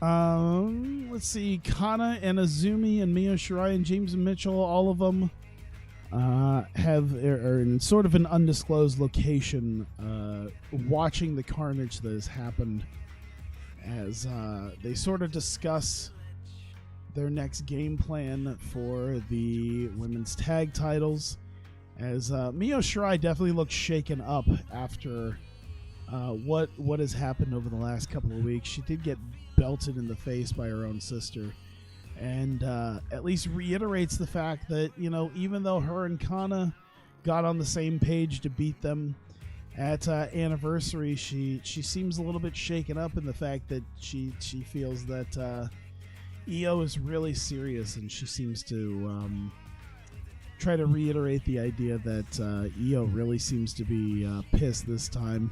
And when Io is in a mood like this, she is not one to be. She is one to be reckoned with. And so Mio at least handing down the fact that Kana and Azumi should definitely be taking this serious. James Mitchell taking this serious, as they're going to have to figure out the game plan to deal with Thunder Rock or anyone who challenges for the titles. Leva Corp is in their office. They are discussing the Battle Royal. Of course, Leva Bates coming out number 1, but Athena and Courtney Rush are there as they go over the idea of getting each other's backs and focusing on eliminating people one by one until it comes down to Leva Bates winning and getting that what she feels is a long-awaited shot at the women's title. Kurt Angle is backstage warming up, doing just a little bit of maybe pad sparring, just hitting some pads and whatnot, and in general just sort of warming up and stretching out a little bit with the rest of Team Angle as well as Kairi Hojo. For his match tonight, the main event against Minoru Suzuki in Loser Leaves Hawkeye Pro. Arisa Nakajima, and Hamada, Shida, and Kaho, all 4 Reinas backstage. All 4 of them will also be in the Battle Royal tonight. They plan on looking out for each other, and they wish the best for one another, and they make sure to reiterate that this is not some passing thing. It's not just empty wishes. If any one of the 4 of them wins and gets a shot at the title and possibly even wins the title, there's not any hard feelings amongst the rest of them, and they seem to be under some sort of agreement that if any of those 4 win, there's no hard feelings amongst them. Shimmer and Shine, also all 4, or at least the 3 competing active competitor members, will be in this Battle Royal as well. Each of them want to win. They all have their own reasons for it. They seem like maybe they might have each other's backs, but they all kind of have tense moments with one another as Portia Perez tries to get them all back on the same page, while Nicole Matthews has her High Spirits Championship over her shoulder and sort of flaunts it to the others that she would like to become the first double champion in Hawkeye Pro history. That leads us to the 20-woman Battle Royal. Nakajima, Ashley Flair, Athena, Hamada, Nox, Knight, Candice LeRae, Rush, Hazuki, Shida, Kagetsu, Kaho, Kairi Hojo, Jess, Kangaroo Jess, Leva Bates, Eagles, Mercedes, Miyu, Nicole Matthews, and Reika Psyche. A lot of different things going on. About halfway through the match, Reika was getting a couple people out, and Mary Dobson came out from underneath the ring and attacked Reika, tossed her over the ropes, and seemingly dragged her away from the ringside area and somewhere, we don't know exactly where, she seemed to have carried her off to. Maki Ito came running down afterwards after Mary Dobson was gone, so she has no idea where they went. So she heads to the back because the match is still going on. It's coming down to the wire with some of the final people here. And Leva Bates and the rest of Leva Corp have done a pretty good job. They're sitting with Brittany Knight and Kairi Hojo. Kairi Hojo has been on the assault against just about everybody. Just been tossing several people out. And as it looks like she might have been able to do something against Levacorp as she looked to get rid of Rush and Athena, Dash Chisako came out and seemingly picked up her legs and tossed her out as well. So Athena and Courtney Rush hang on. Kairi Hojo dumped out of the ring as the referees call her out. And Kairi Hojo, in her rage, has realized that she is not getting the title shot. Dash is already rolled back out of the ring and back to the backstage area. And in her rage, as all three members of Levacorp start surrounding Brittany Knight, Kairi Hojo starts laying out all three members of Levacorp in a bit of a fit of rage. And promptly tosses Athena and Courtney Rush out herself, despite the fact that she's eliminated. They did go over the top rope. It leads to a beaten down Leva Bates with Brittany Knight. And Knight gets herself back into it just enough to toss out Leva Bates finally. As Brittany Knight, of all people, will be getting a match. 1-on-1. It will be Dash Chisako defending the Hawkeye Pro World Women's Championship against none other than Brittany Knight.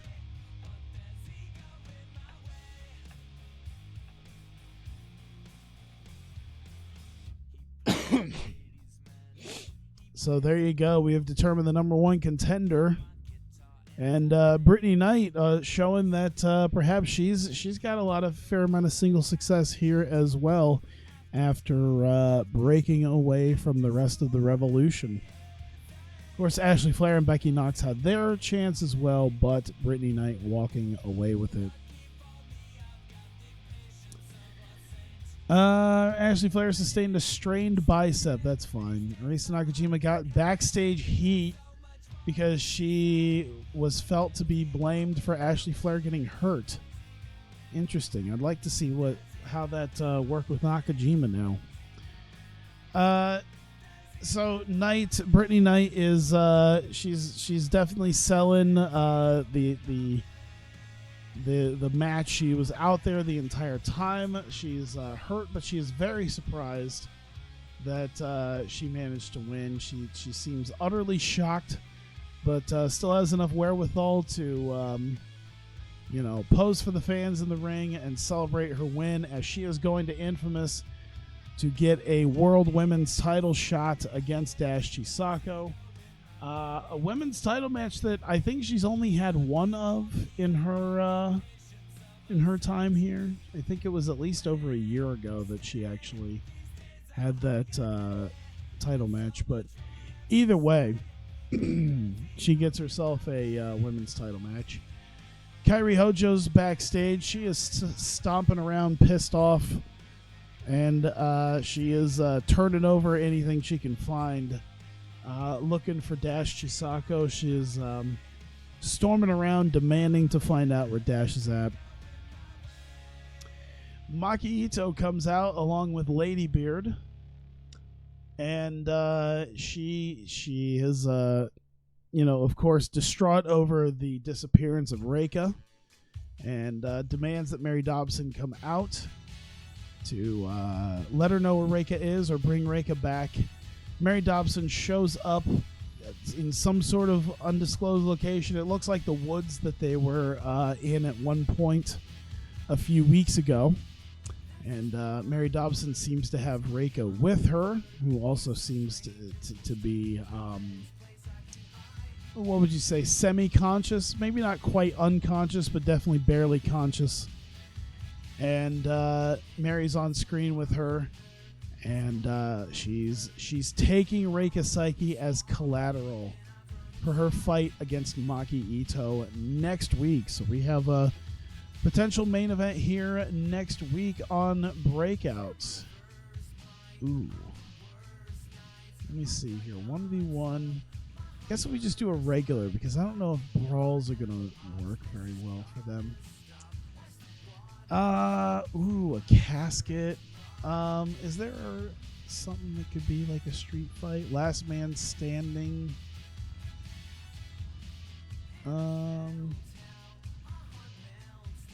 Buried Alive really does feel like a match that it should be with them.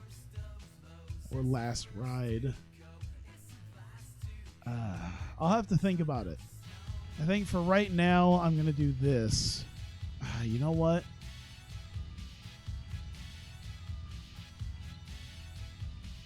I think I will do...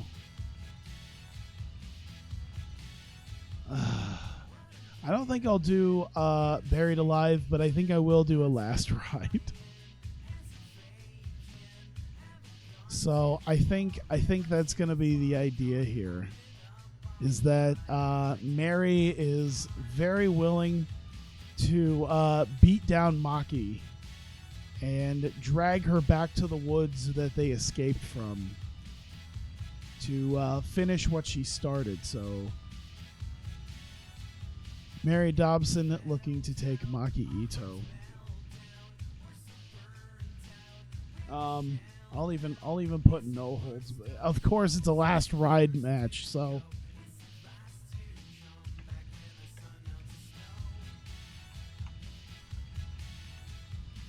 there we go.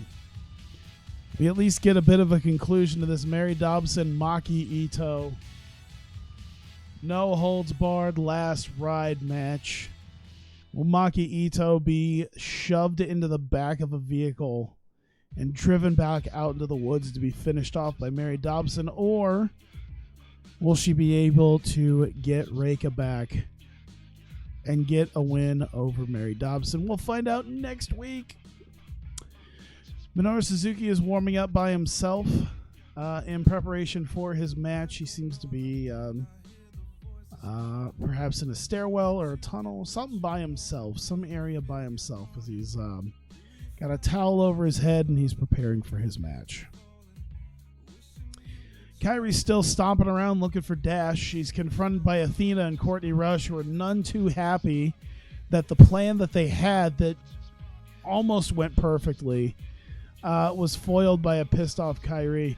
They're not happy that Kairi was already eliminated and came back in to toss them out, and confronts them, and they start beating up Kairi. Kairi is fighting back, and leads to referees and security coming in to sort of break up the brawl between them. So no clear-cut winner in this. It was just sort of a big brawl between them.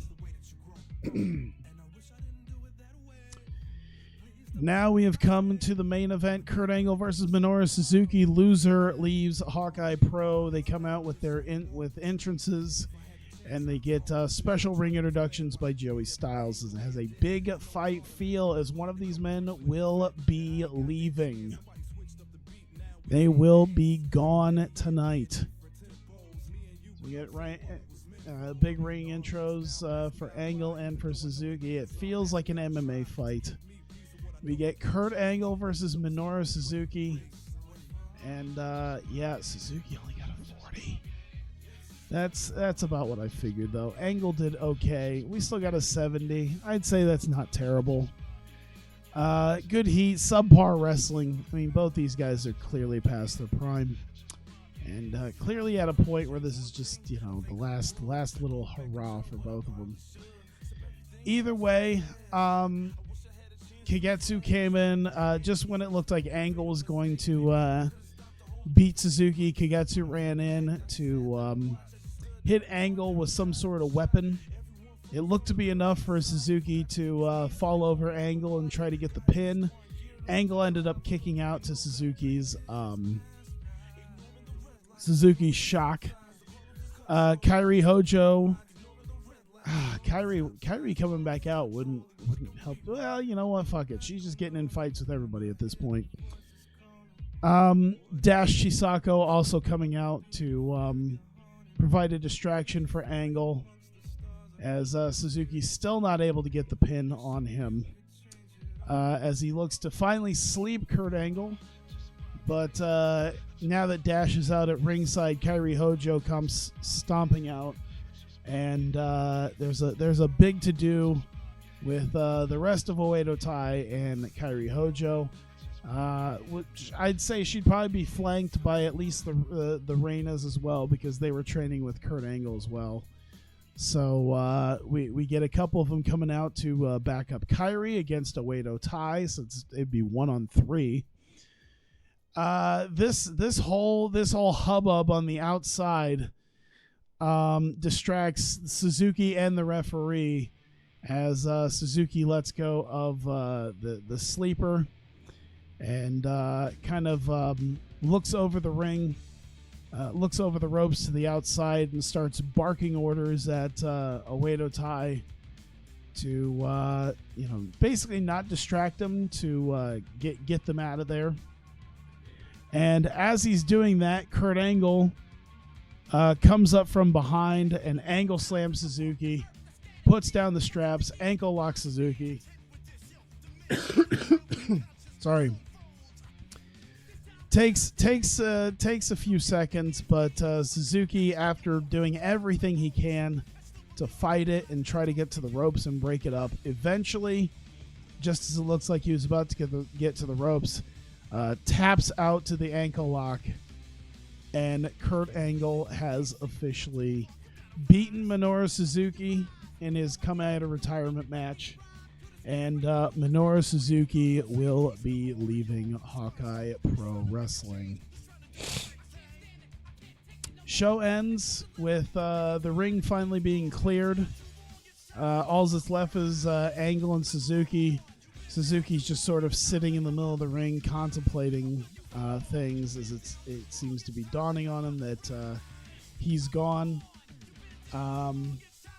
So as Angle looks to leave, he does manage to kind of pick up Suzuki.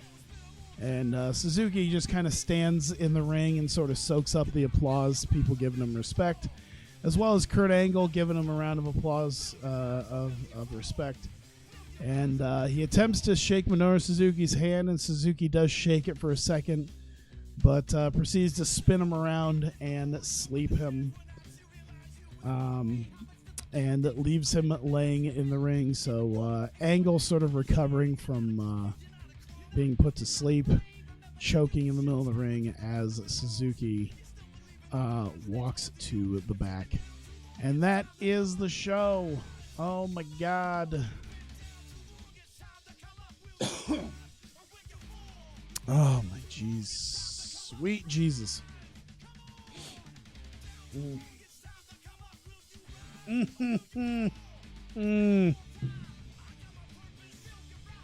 I'm a dumbass. Took a drink from a bottle that was carbonated, and I didn't put the bottle down before I took my lips away from it. And so, since that was that, there was like some internal pressure still being put on it.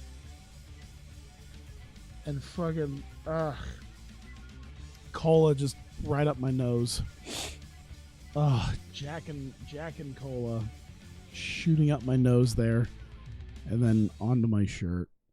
Fantastic. All right, how hurt is she? She's just working through it. That's fine. 21.89, that's pretty good. Let me look at Nakajima and see what this looks like. Simmering tension with Ashley Flair, simmering tension with Toni Storm. That's fine. Could be better, could be worse. $3 million. All right, was there anything that happened last night besides our show? Oh no, Danshoku Dino got hurt. Strained bicep. Uh-oh, T-Hawk. Interesting facts. He loves working against wrestlers bigger than himself. Well, that's not too hard. That's probably why in this game he left Dragon Gate, because he's one of the bigger guys in Dragon Gate. I think I'm going to get some proper water or something before I play a game or two of football. Ugh. Because I'm tired, but I'm not tired. And it's not like I have to work in the morning, so Might as well utilize my time. Sexy Star and Kevin Fertig. Kevin Fertig has recently begun dating Sexy Star. For those who are wrestling fans but don't recognize Kevin Fertig, that's fucking Kevin Thorne and Sexy Star. Primo is set to leave WWE. Huh. I guess they're getting rid of some of their enhancement talent. That's cool. I don't think I'll need him. I won't need him for anything, of course.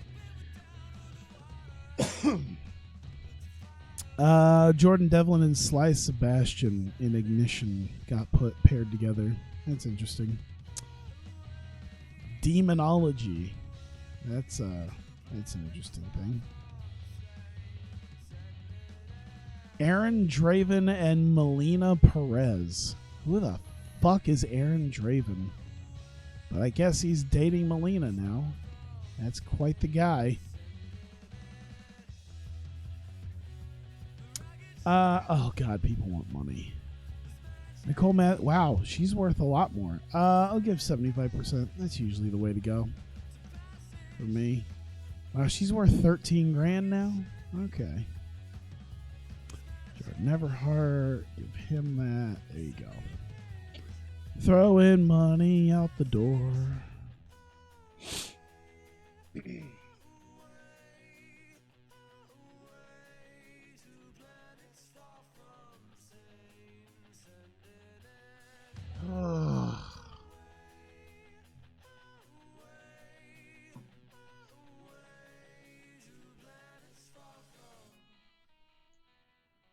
That's what I was playing earlier. I was playing Super Hot on my Switch.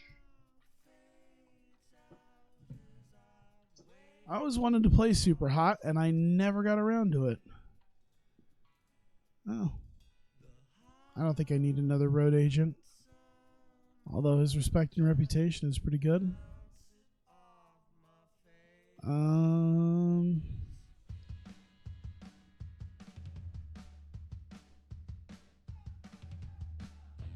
Trying to see if there's anything.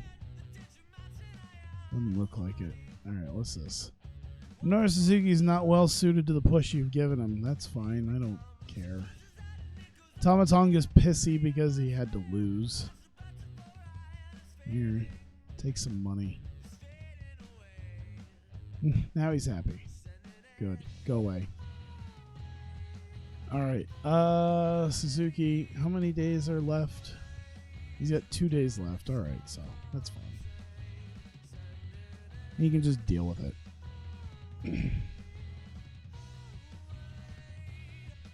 Alright. Just need to get to Monday. Please don't let there be anything big happening. Just so I can be like, alright, now we're done. Cool, bye-bye. Play some football. Get some water.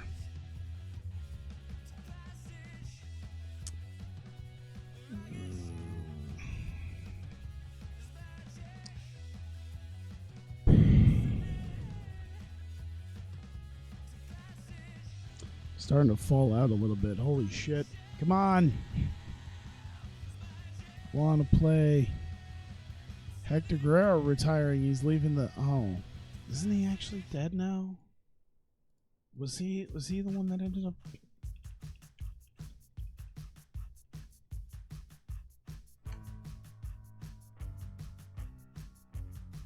No, I thought maybe it was someone else. Was it a Garza who died? I think being part of the Spanish commentary team, who was it? Who am I thinking of? Oh my god, come on. Wikipedia, how can you not tell me who was in this? Alright, fuck me then. It's not helpful. It's fine. Anything? Randy Orton's hurt. I'm shocked. Sexy Star leaving Lucha Underground. She got a man. Now she's gone. Eli Drake out his way out of TNA. Interesting. He's worth very little money. Might have to think about that. He might just be an opener for me for much of anything. And I might not even need him. But, who knows? I don't think I need Sawyer Fulton. But, I don't know. I could sign him for an Ignition. He could just go sit in Ignition for a little bit. That might be an idea. Let's see. Hey, we got Bailey and Ashley Flair is back at 100%. Cool. Okay. I guess I'll give him a $25.50. We make decent money with our touring. Not work house shows. All right, I guess you won't work the tour shows, but you're gonna work the TV. You know what? Fuck you. You're gonna work all of it. I give you $2,800. You're gonna work all of it because I said so. All right, there you go. Holy shit. My voice has gone even hoarser than it was. Oh my god, 2.5 hours ago. This is over 2.5 hours, so I'm just gonna try to wrap this up real quick because I got sidebarred a couple times. If you're watching this on stream, I'm gonna do at least one game of football, because that was my plan. So I'm gonna do at least that. But this will be it for this.